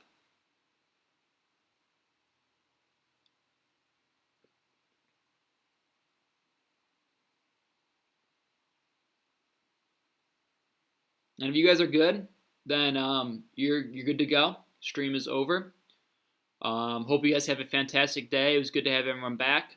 Hopefully this was useful. This will be what we'll be doing for the foreseeable future. So let me know, guys. Give me some feedback if you like this format, if you like me going through the questions and kind of just flying through them and you guys just write them down and try to process them. Let me know if you'd rather have me go slower but just let you guys work on them. Any feedback would be great.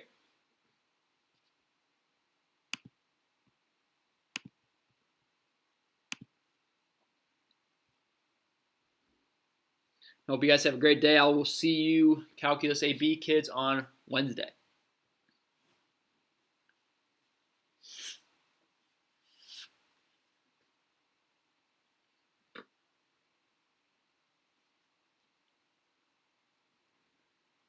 All right, Brandon, cool.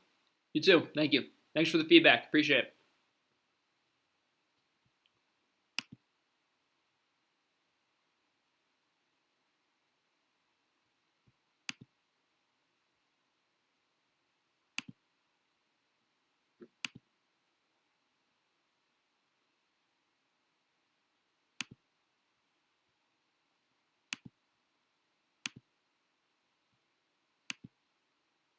You too, Haber. Thank you. Hope you guys have a great day.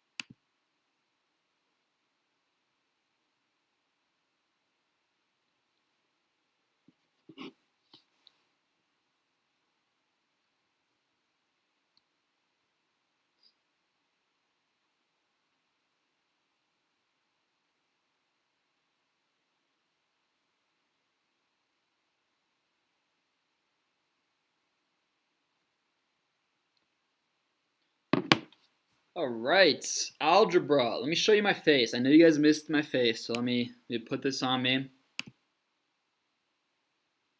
How's it going, everyone? Algebra 2. What's happening? Let me hear in the chat. Who's here? What shining Algebra 2 faces do I get to talk to today? Even though I can't see anyone, I can just stare at this green light that says I'm streaming. But I want to hear how you guys are doing. Everyone good? Good breaks? How was everyone's spring break? See Michael and Jaden. What's up, guys? See you guys are here.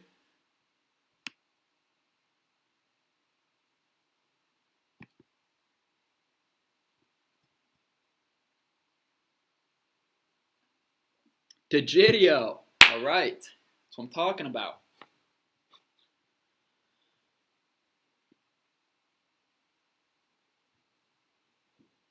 Both Digidios attending the lecture today. Gotta love it. Digidio perfect attendance today.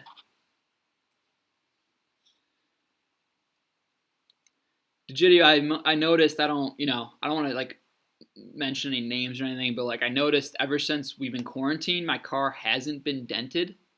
So I'm curious as to, like it's a coincidence, right? That like when I was going to school and you guys were parking next to me every day, it was dented and now no one's hit it since. I don't know. I just thought maybe I would point that out just so you're aware of my situation.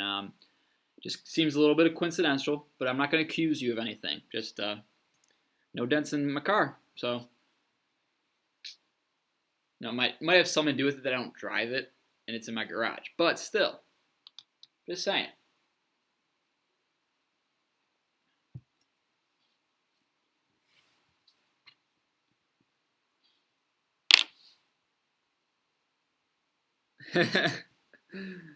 I know. It's interesting, Sarah, how that happens. But, Michael's accused you of it before, and I don't know. Yeah, see? Oh yeah, Michael said he hit his. Yeah, right, Michael. You said it yourself.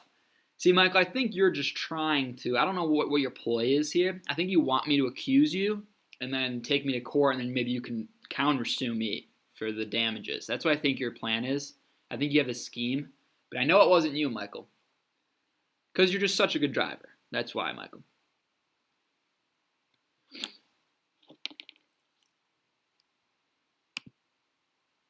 Oh boy, oh boy.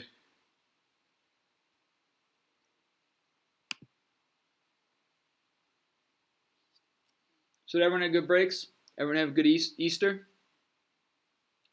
Blake? This is not Vietnam, but okay.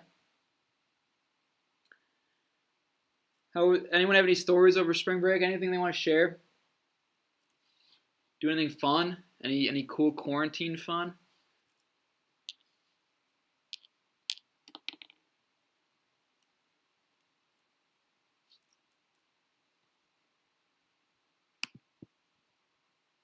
I know mine was pretty boring. I don't know about you guys, but not much going on here.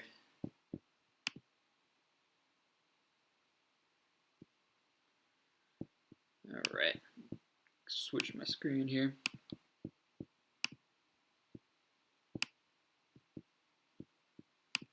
Give it about one more minute, let people go in. So while we're waiting, guys, go ahead and just demolish that like. I mean, just absolutely kill it. Go ahead and hit subscribe if you haven't already. Maybe even turn on the notification bell. Maybe that'll be useful. I don't know. Keep my numbers up a little bit. Sarah, I played Xbox for like 2 hours the other day. That's about it. Sarah, I've probably played Xbox 8 hours in the last other day. I've been playing way too much Xbox. Been playing a lot of Call of Duty. Getting pretty good at it. Yeah, Blake, I think that's a lot of people on your boat. I think 5 is actually probably pretty good of you. I'm sure a lot of people are more on the 8 to 10 hour video games. Crazy. Not good. But, there's nothing else to do, really, so I kind of understand it. I know if I was in high school, I would be doing the same thing. Yeah, Sarah keeps herself busy. Okay, guys. Let's get started today. So I'm good to see you, even though I'm not seeing you. It's good to have you here. It looks like there's about 6 of you. Not great numbers, but it's good. I'm glad there's some people here. 7, perfect. If you guys want to reach out to friends, have them jump in. I think this is going to be useful. Because if you're not doing this, you're just going to play video games anyways, so I don't know. Why not sit and listen to Mr. Harris be annoying for an hour? I think that would be something that I would want to do if I was in high school. And who doesn't want to do math? I mean, come on. It's a good time. We're having a good time. But I want to start by talking about our calendar. So, Jared, how's it going? Good to see you. The Hall brothers are back in action. All right, so what I want to talk about is this, guys. First off, here's your week. Remember, Monday, Wednesday is really your days for math. I'm sticking to that schedule. That's what administration wants us to do, so that is what we will do. You'll have Monday and Wednesday where I'll be doing these live streams and give you work. Friday will be a review day for all your classes, or supposedly it's supposed to be, which means I'll do the same thing. I'll have my little review office hours to review any work during the week. So today we're going to do 7.9. 7.9 is going to continue with stuff we've been doing. I know we had a big break, so this will be good. It'll just be another way to say, hey guys, it's almost like saying this is what we were doing before break. It's going to be applying it to word problems, your guys' favorite, so we're going to have a blast with that. But it's using, there's no new concepts, right? It's going to be the same concepts. So we're just going to have to get some word problems and figure out how we're going to use them and how to formulate stuff. So it'll be good. Your homework will be page 513, 1 through 3. I haven't made the Google Classroom submission yet. So I haven't made the assignment on Google yet. What I'll probably do, and I think what I'm going to be doing from here on out, is make stuff due Friday. So probably Friday night. I know it's not bad. I think a lot of adults can't really wrap their head around it, but I get submissions from you guys at 2 in the morning sometimes, which is kind of insane. But I get it because I'm not, that far off from being in that position. I know in college I would do that stuff too. So I understand the procrastination. I get it. I'd prefer you guys didn't wait till midnight to start doing your math homework. I don't think that your brain's in the best, state to do math homework at midnight. But the reason I'm saying this is because I think what I'm going to do is just make Friday night, make everything due. I accept late work, by the way. If you guys weren't aware of this, it's actually kind of a rule now. All your teachers need to accept late work. So anything you guys have, anything you guys submit late to me, I have to take it. I usually do anyways. I'm pretty good about that. But sometimes I make exceptions if you're really took advantage of the situation or you took too long to submit something. I won't. But now I don't really have a choice. Now, that's just how it is. But the grading period ends Friday. So after the grading period, after that, it's done. I can't take late work, right? So the last assignment you guys will have will be this 8.1 Alex practice, Wednesday and Thursday's assignment. That'll be the last assignment I put into gradebook, Power School. So you can't submit that one late. So you guys got to be this week it's really important you're on time with everything. I mean, it's always important, and I've talked to some of you individually over email, but I don't get in the habit of doing everything late. It just doesn't, it's not smart. You'll forget things and you won't remember how to do them, and it'll be a mess. So, but specifically this week, that 8.1 practice from Wednesday, you'll have till Friday to do it, and you can't submit it late because my grades are due. So actually, with that being said, now that I'm processing it, I think maybe Friday I can't make it due at night. I'm gonna have to make it due at 3:30 because I need time during the day so I'm not up till 1 in the morning trying to finalize grades. I need time that night to finalize grades. So I revoke my statement. Friday's assignments will probably be due at 3 something. So yeah, your assignments will be this page 513 and this Alex practice. We'll be doing 7.9 notes today, and then 8.1 we're going to start something new. Now, it's not new really. We've done it before. It's just a different type of question, basically. So you guys won't be completely lost on it right off the bat. It's not completely foreign. It'll be good. I really like that unit. So Jaden said, do you want us to take a pic of page 513 in the homework and turn it in on Wednesday? So Jaden, good question. I'm going to make an assignment for 513 in Google Classroom, and I'll have it due Friday. So no, you don't need to turn it in Wednesday. If you want to, you can. But I'll put it in the Google Classroom probably when I'm done with this stream, probably during my office hour today, unless people are bothering me the whole time. But If not, then I'll probably assign it, and then you guys will have till Friday to do it, Jaden, to answer your question. Okay? And then Friday we'll just take review. It's just a time for you guys, if you guys don't get anything done until Friday, in terms of the homework, if you don't get any homework done until Friday, you guys can just come in, and I'll be sitting here twiddling my fingers, waiting for people to ask questions, so you guys can come in and ask any questions you have. All right, and then no homework over the weekend. That's the week ahead. What to look forward to. Any questions? Jaden, you had a good question. Anyone else have any questions? There's 9 of you. I'm very happy. I feel like I need to entertain. I need to do something entertaining.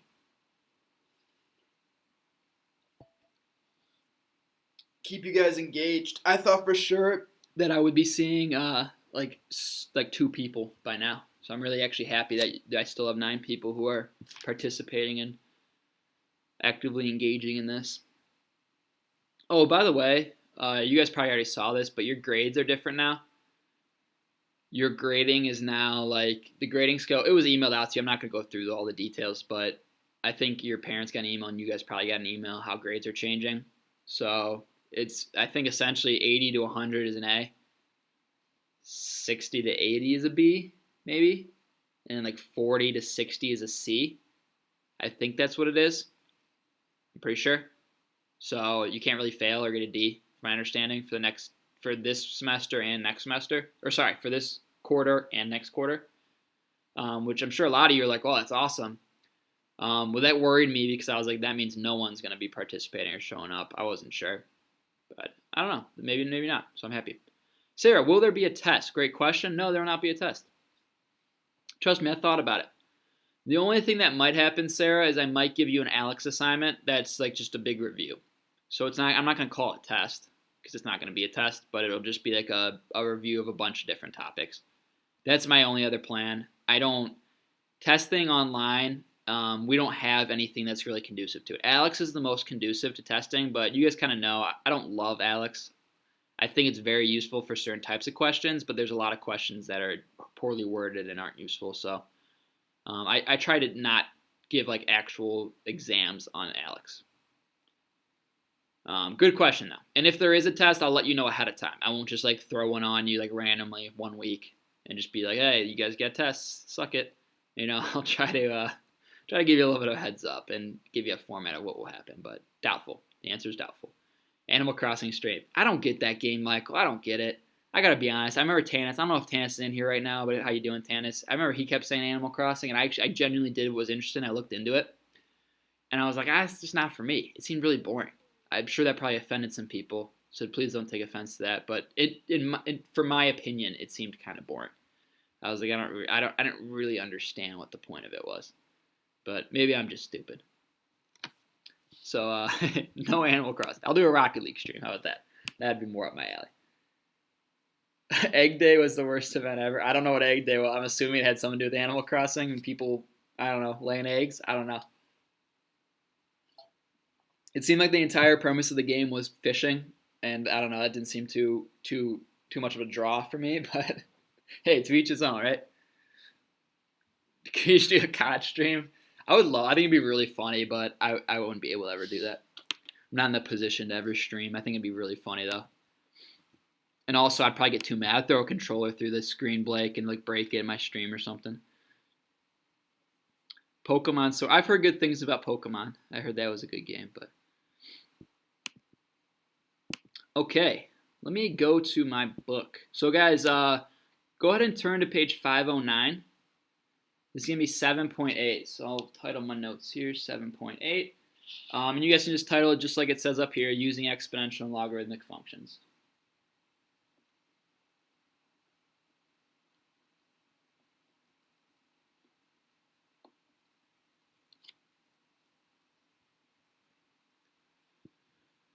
This is really tricky for me on my screen because everything is really laggy, so it's hard for me to zoom in the correct amount.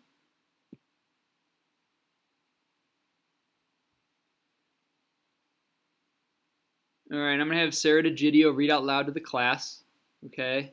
And so everyone just listen to Sarah as she reads. Pay very close attention.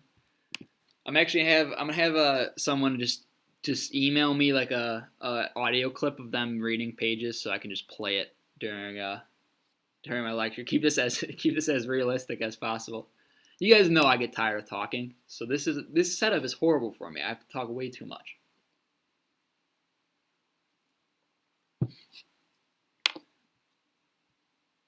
I'm gonna be honest. Oh boy. Usually, who's my usual readers? I know Gidio usually reads. First period, Destiny is always the reader. Destiny and Digidio are probably my top two volunteers to read.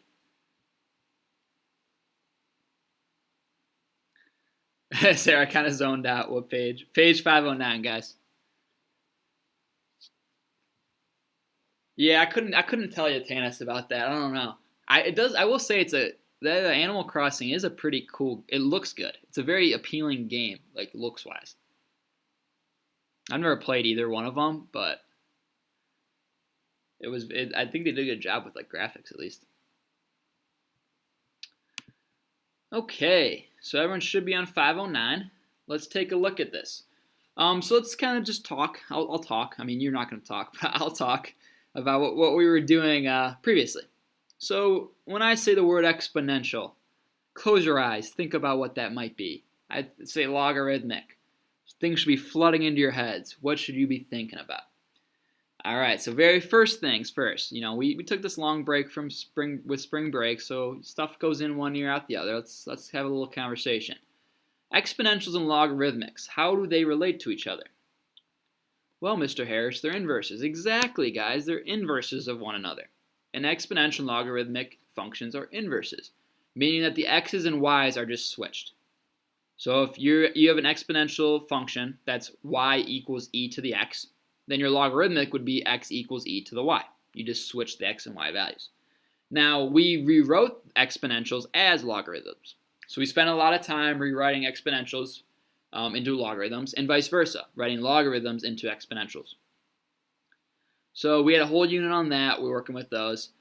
We're going to still use those ideas, the idea that they're inverses. So if we're solving an equation that's in an exponential form, and we want to get it into a logarithmic, to reverse the exponential, we take a log of both sides. And word-wise, you know, I would show you, but word-wise, it doesn't maybe register right away. But we'll be doing some question examples that'll help. You guys will be able to visualize exactly what I'm talking about. But that was what we did to solve algebraically to solve some of these questions. Now, this unit specifically is real world. We're using exponential and logarithmic functions in a real world example. So let's think about what these words just mean in general. If you guys remember, before this quarantine and everything, we did a unit on exponential and logarithmic specifically exponential, where we talked about some key vocab words. So you guys said stuff like exponential growth, exponential decay. You guys talked about, I think someone said isotopes in science. So they have half-lives. That's called exponential decay. We're going to talk about that today. Exponential growth, you guys might have said, like, perfect example, I remember, I think 5th, 7th period might have said coronavirus.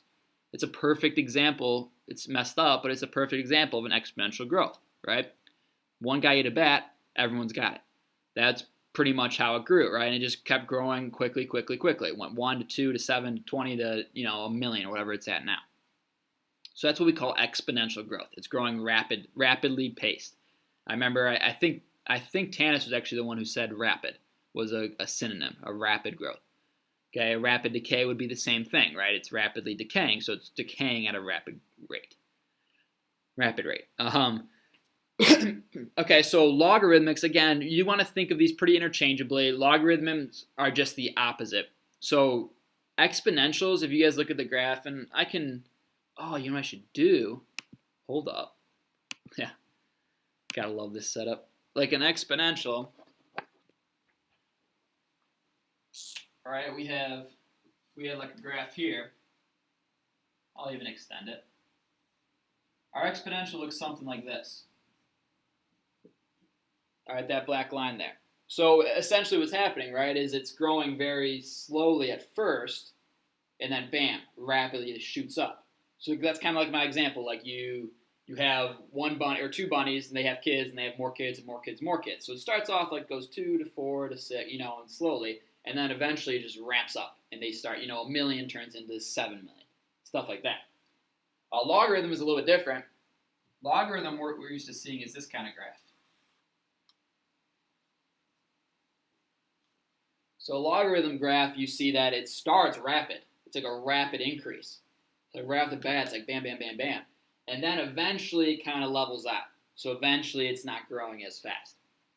A way to think about this is maybe like population you could think of.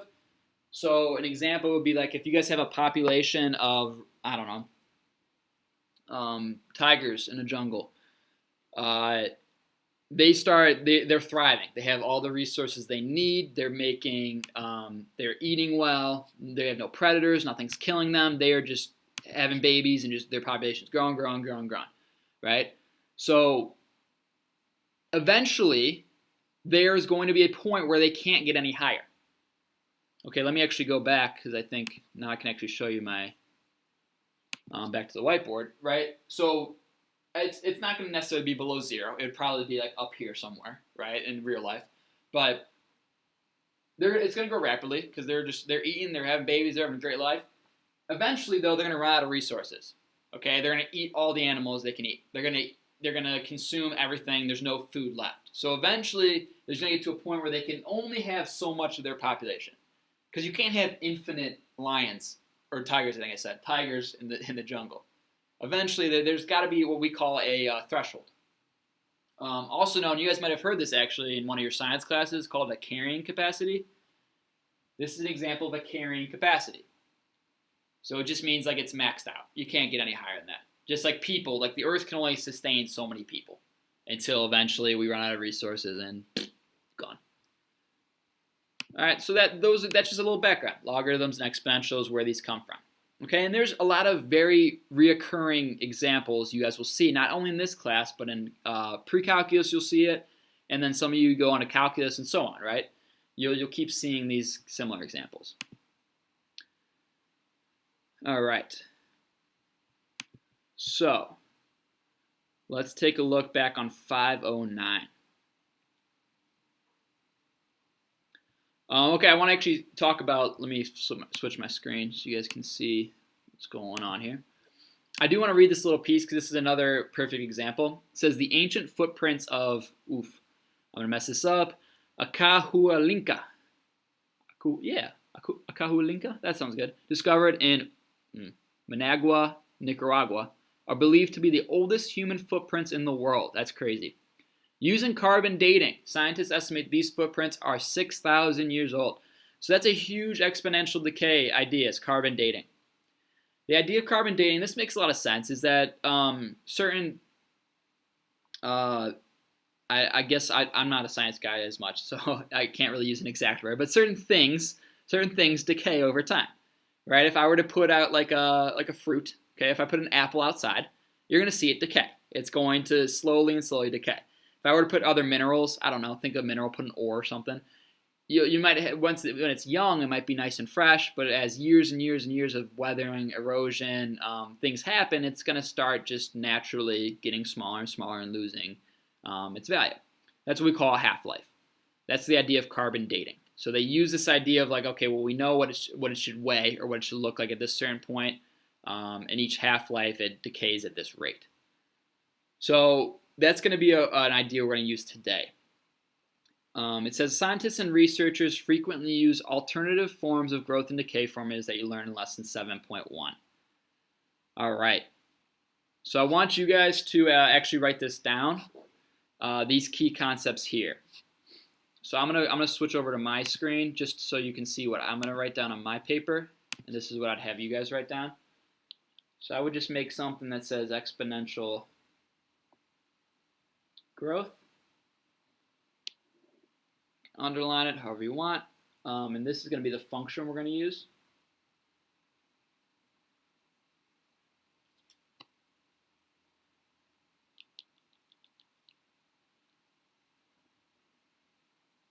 And then we got exponential decay, which is extremely similar, you guys will see. The only difference is that we have a negative in the exponent.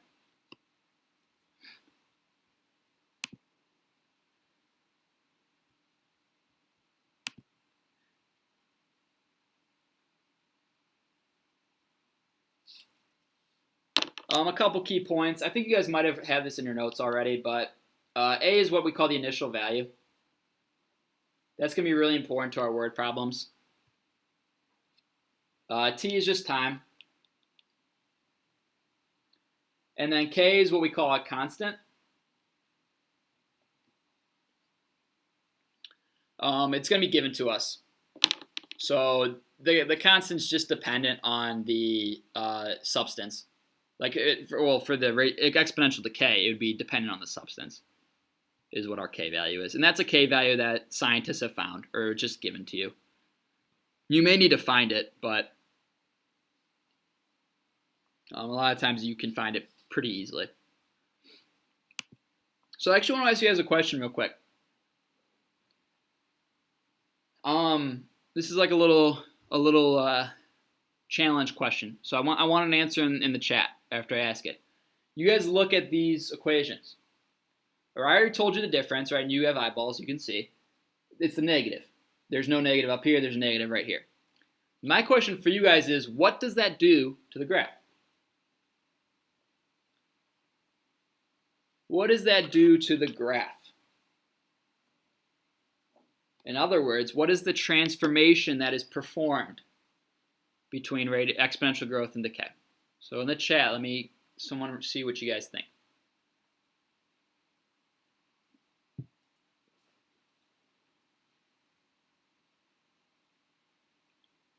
Sierra, be more specific. You're not wrong. Be more specific.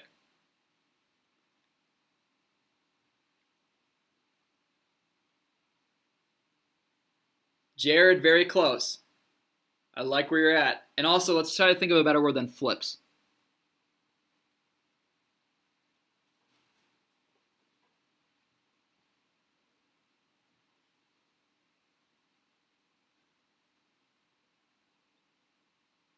Not over the x-axis.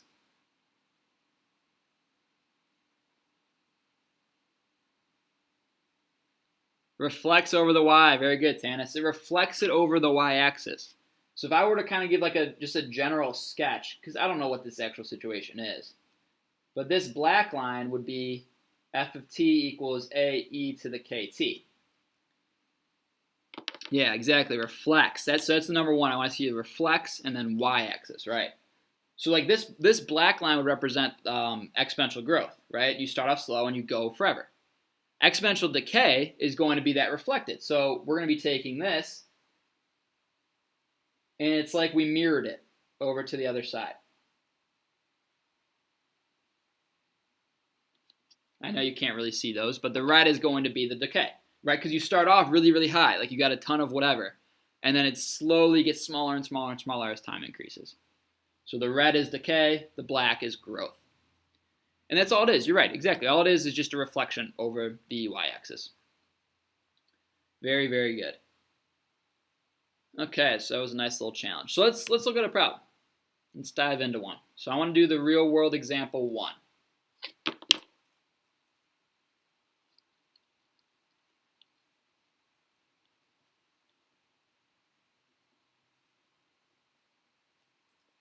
All right, real world example 1. Let me switch over so you guys can see if your books aren't open. It says, the half-life of a radioactive substance is the time it takes for half of the atoms of the substance to disintegrate. The half-life of carbon-14 is 5,730 years. Determine the value of K and the equation of decay for carbon-14. So let me ask you guys real quick, though, in the chat. Have you guys ever heard of carbon dating and half-lives? Or is this brand new to you?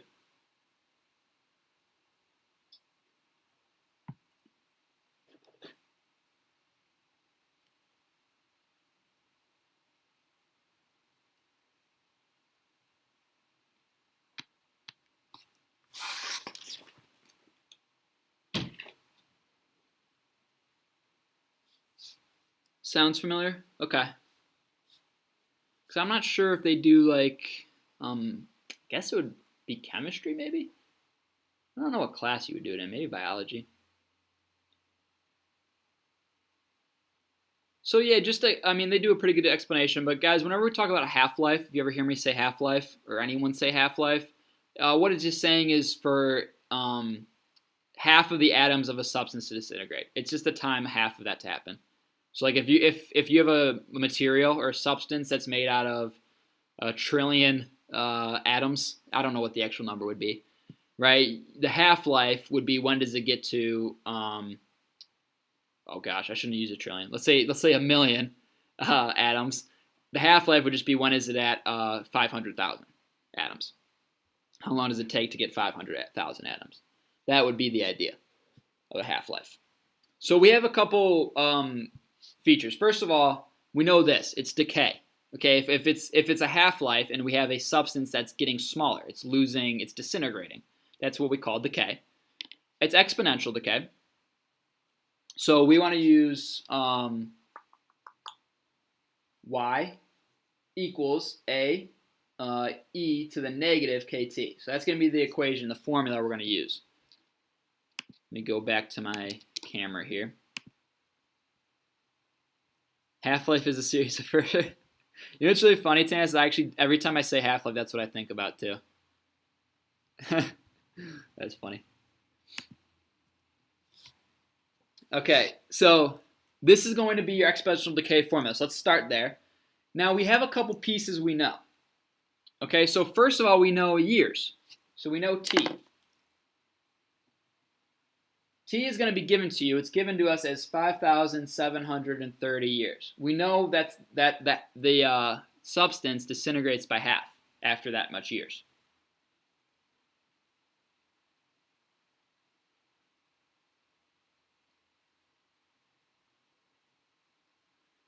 Okay, now this is where things get a little tricky. My A value. Okay, what do I make A? Because we don't know what my initial value is. It doesn't tell me how many atoms were in it originally. So we have to think to ourselves, okay, what do we make A?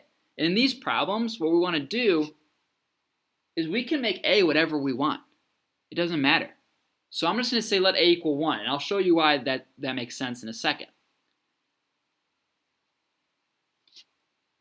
All right, because if A equals 1, what would Y equal? Well, if it's a half-life, if A is the initial value, or the initial amount of atoms, and Y is the final amount of atoms, well, this is a half-life. So my final has to be half of the original. Meaning that Y is going to be equal to 1/2, or 0.5.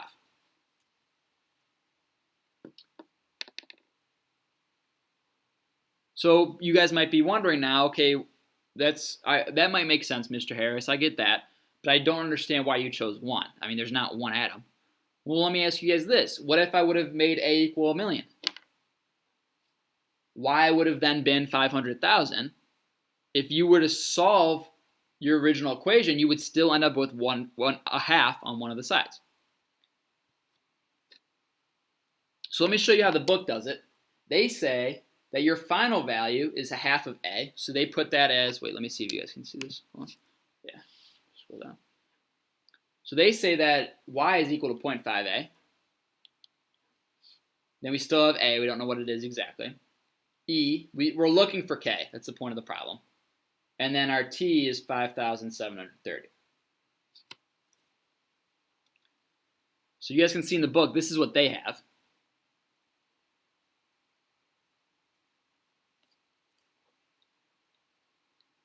Now, if I were to go through and solve this, my first step to solve this exponential equation would be to divide by A.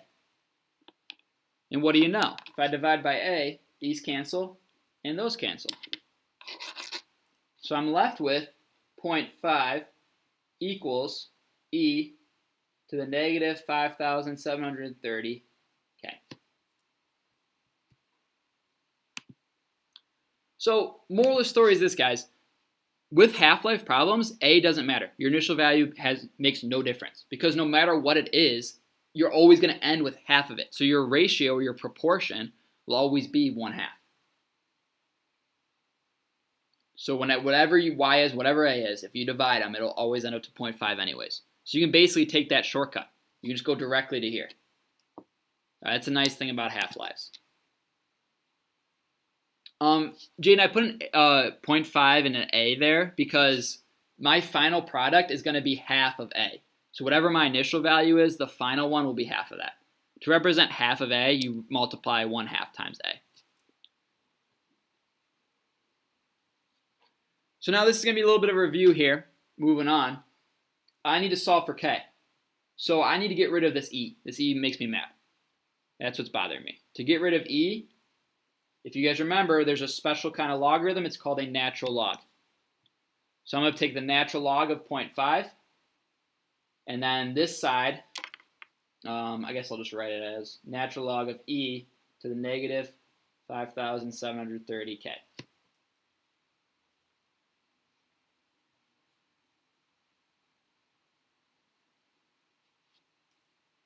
So I still have the natural log of 0.5.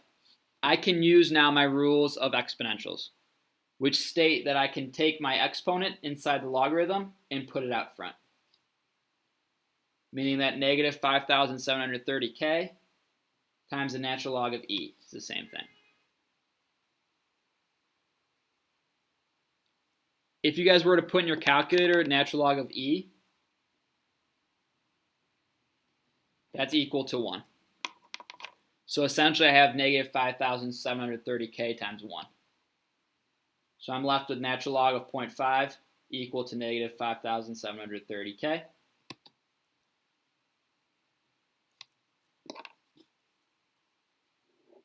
Divide by negative 5,730. And you guys can put that in your calculator. And you get k is approximately 0.00012.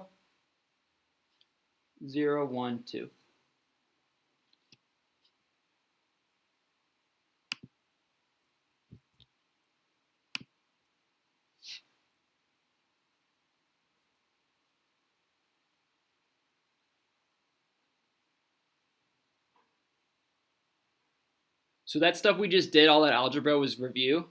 I know it's been a little bit of time, but that's how you guys solve exponential equations. And the actual question said, what's the equation? So all I do is I take this information, this newly found information, I go back to the very beginning. So my final actual equation is going to be y equals ae to the negative 0.00012 times t. That's the equation for the decay of carbon-14. Hopefully you guys are on full screen and you can see that a little bit better than I can. But I'm going to stop there. If you guys have any questions, go ahead and process what we just did. If you have any questions, let me know.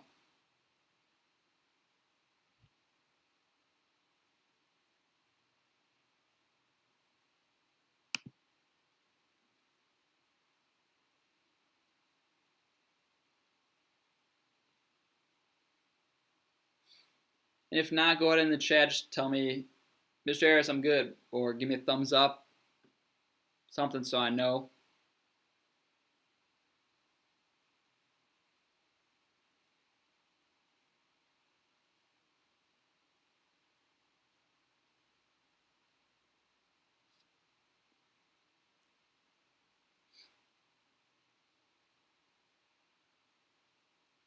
Good, good. All right.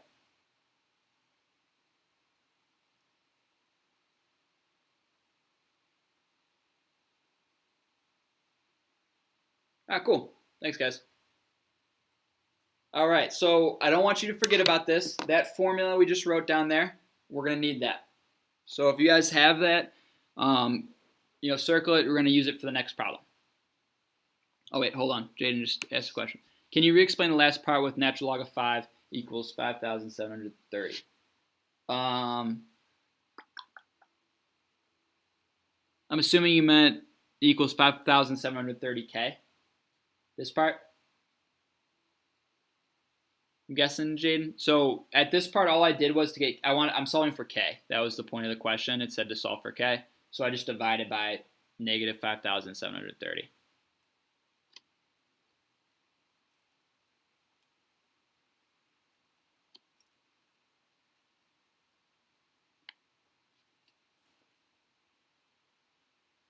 I think that's what you were asking, Jaden.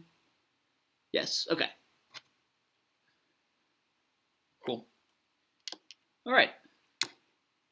So turn to the next page, 510.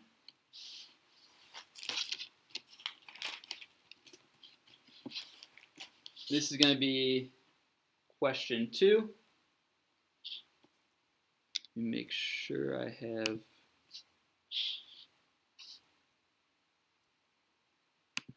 Okay.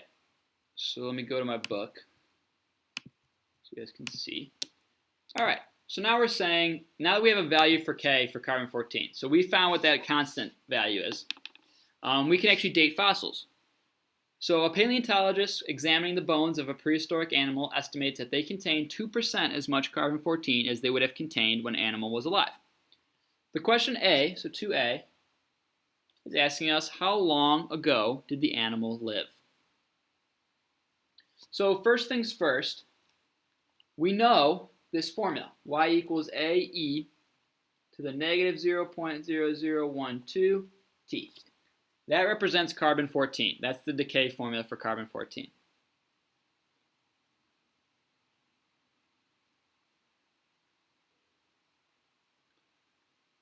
So the last problem we did half-life. This problem is a little bit different. Okay, we know that T is what we're looking for. So let me actually, sorry, forgot them still in there.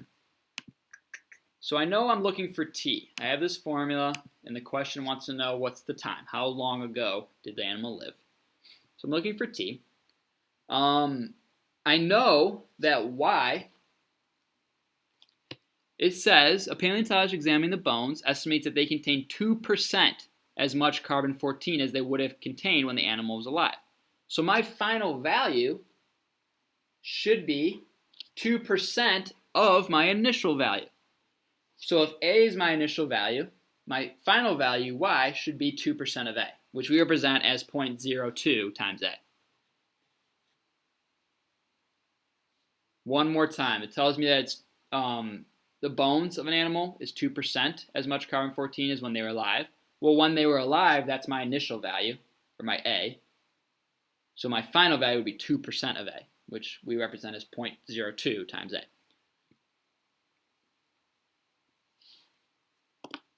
So I can replace then Y with 0.02A equal to AE to the negative 0.00012 T.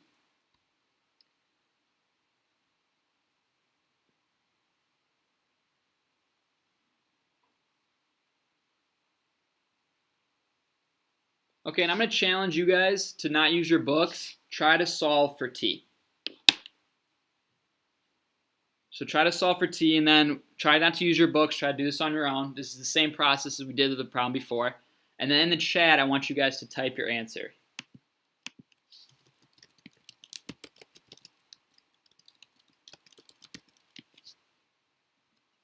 So I'll give you a couple minutes to do that.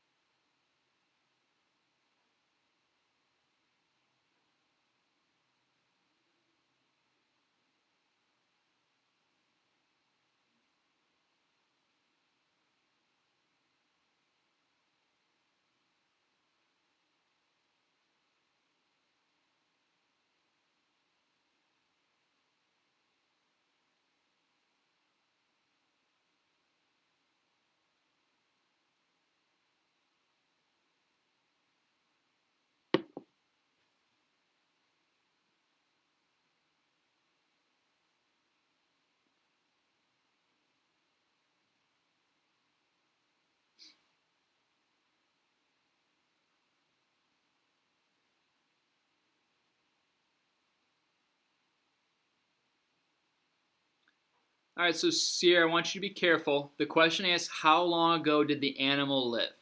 So we're actually not solving for A, we're solving for T. So your first step is you got to get rid of A.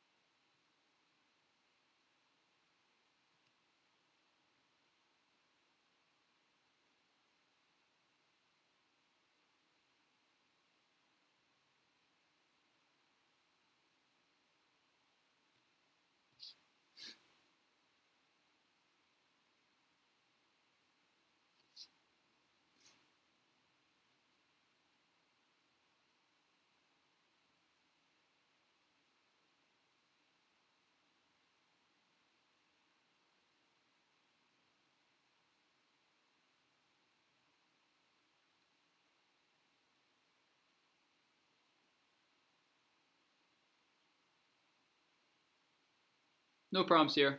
We'll wait for other people to see if they get answers, and then I'll go over it.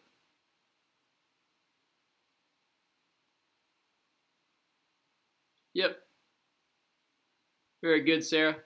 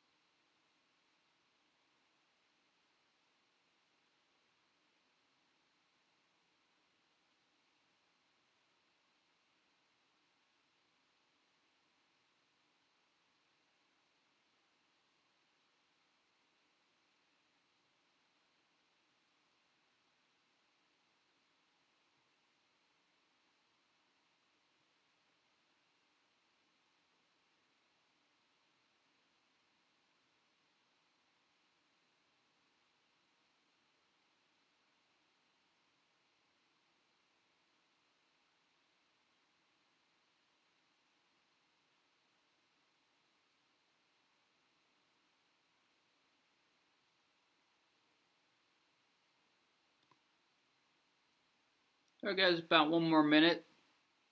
See if I get any more answers.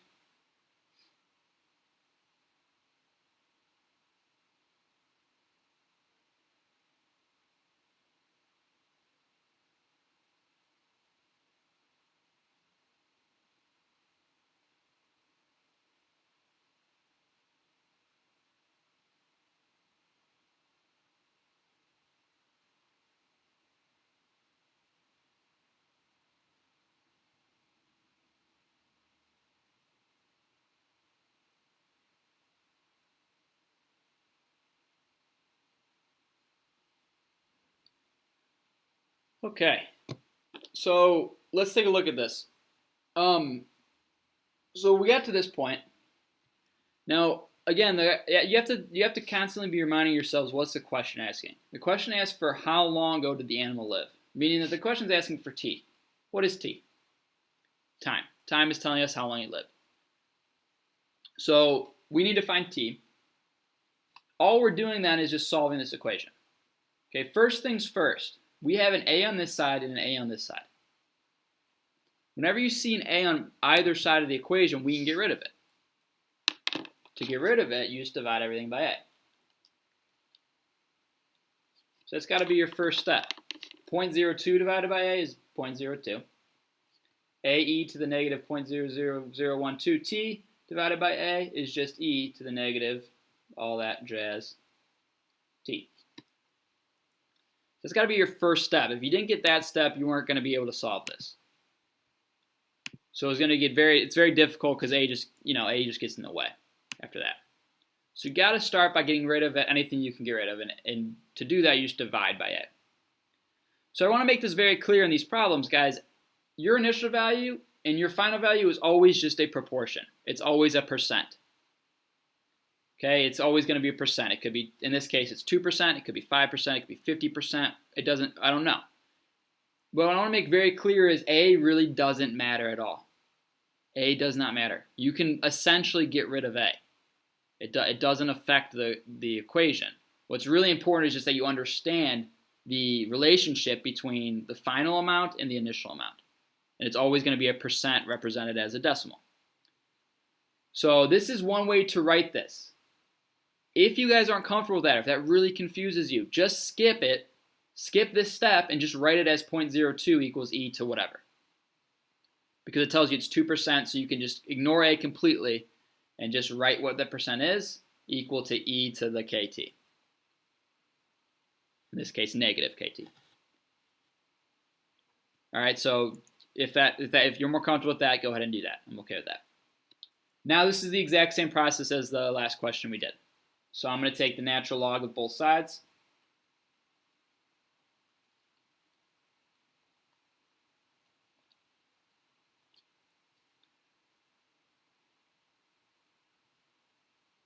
I'm going to simplify.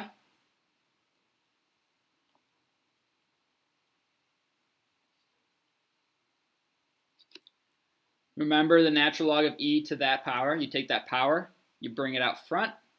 Natural log of e turns into 1. So your shortcut is whenever you see natural log of e to something, your answer is just whatever that exponent is. That's like the shortcut. So you can see all I did was to simplify this, I just take that exponent, make that my side. And then just divide by negative 0.0012.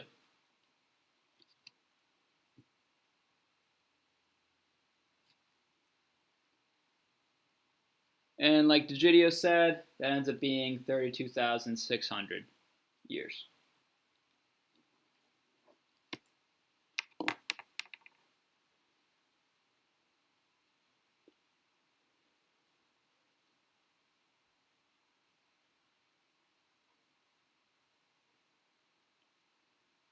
I'm going to stop there. Any questions on that, guys?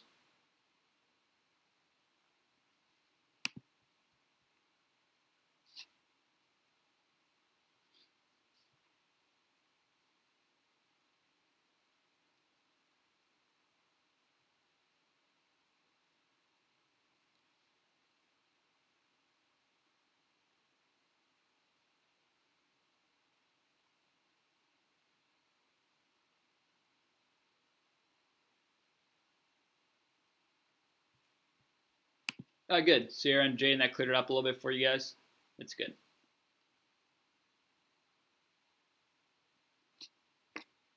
All right, I want to talk about Part B, and then we'll be done for today. So Part B says, if prior research points to the animal being around 20,000 years old, how much carbon-14 should be in the animal? So again, we have this equation.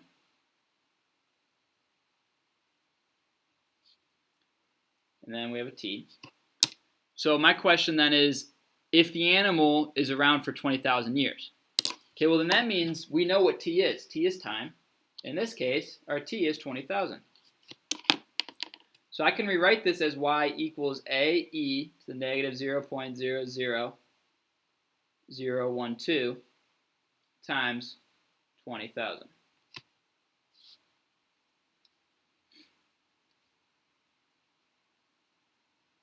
Okay, and the question wants us to know how much carbon-14. Well, if I'm looking for carbon-14, I'm looking for y.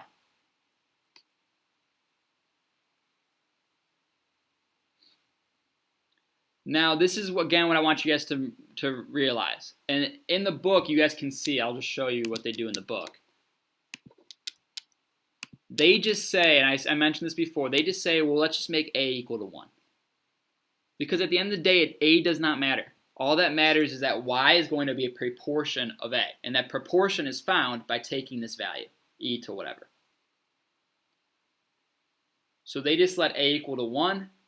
Y is just going to be whatever percent of a that is. So essentially what you're left with is y equals e to the negative 0.00012 times 20,000 is equal to y. And that's what we're solving for. We want to solve for y.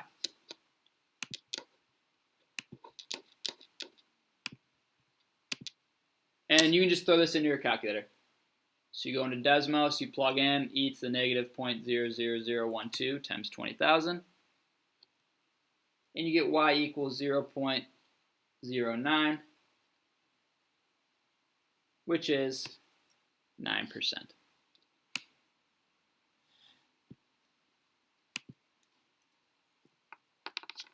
So the tricky part, I think, is this a, this initial value and final value. Think of it as just the final value is just going to be the percent. You're just looking for a percent. And a is always going to be 1.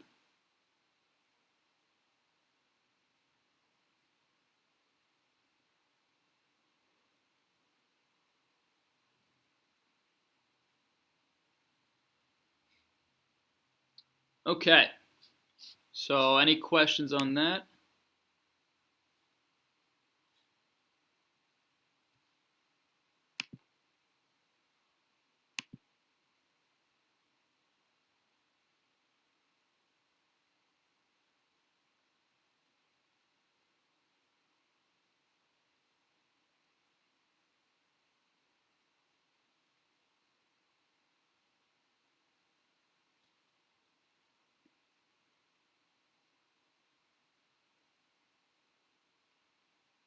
So your guys' homework then is going to be one question. So they have multiple parts. I know it's only 1 through 3, but they each have A through D or A through C. Your first question is going to be to something to do with half-lives. Okay, and I'll ask you a bunch of different questions based off of that. The next question will be pretty similar. It's just going to give you, instead of a half-life, it'll give you an exponential equation. It'll ask you to do, it'll give you various different situations, and you'd be able to answer. And then the third question is the same idea. It's going to give you an exponential. It's just going to ask you guys to graph it and find some important pieces of the graph. Okay. So I'll be back on from 1 to 2, guys. So I'll be doing my office hour. If you guys want to hop in, ask any questions, please feel free. If not, I hope you have a great day. Like I said, I'll be making a Google Classroom assignment pretty soon here, so you guys can submit your work when you're done. It'll be due Friday. You have tomorrow off, and then Wednesday we'll be back at it. All right, so I'll hang out for the next 2 minutes if there's any questions. If not, I hope you guys have a fantastic day.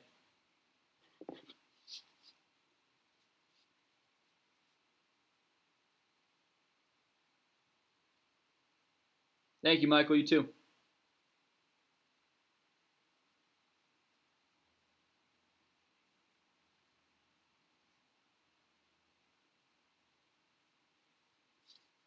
You too, Jared. Thank you.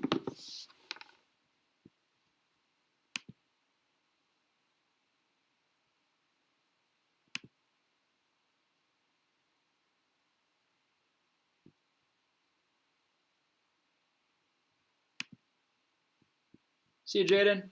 You have a great rest of your day, too.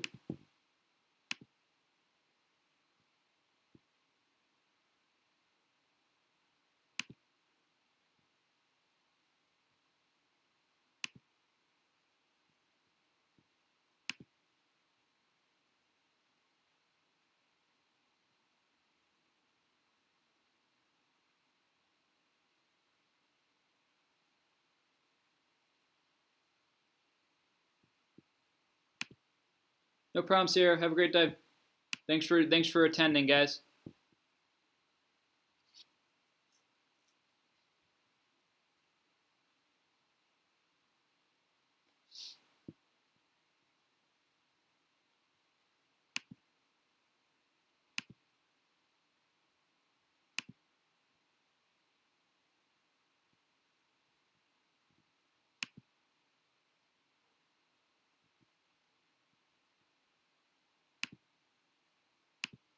All right, guys, I'm gonna take off. I will see you guys Wednesday, and if not, please stop by my office hour if you guys have any questions.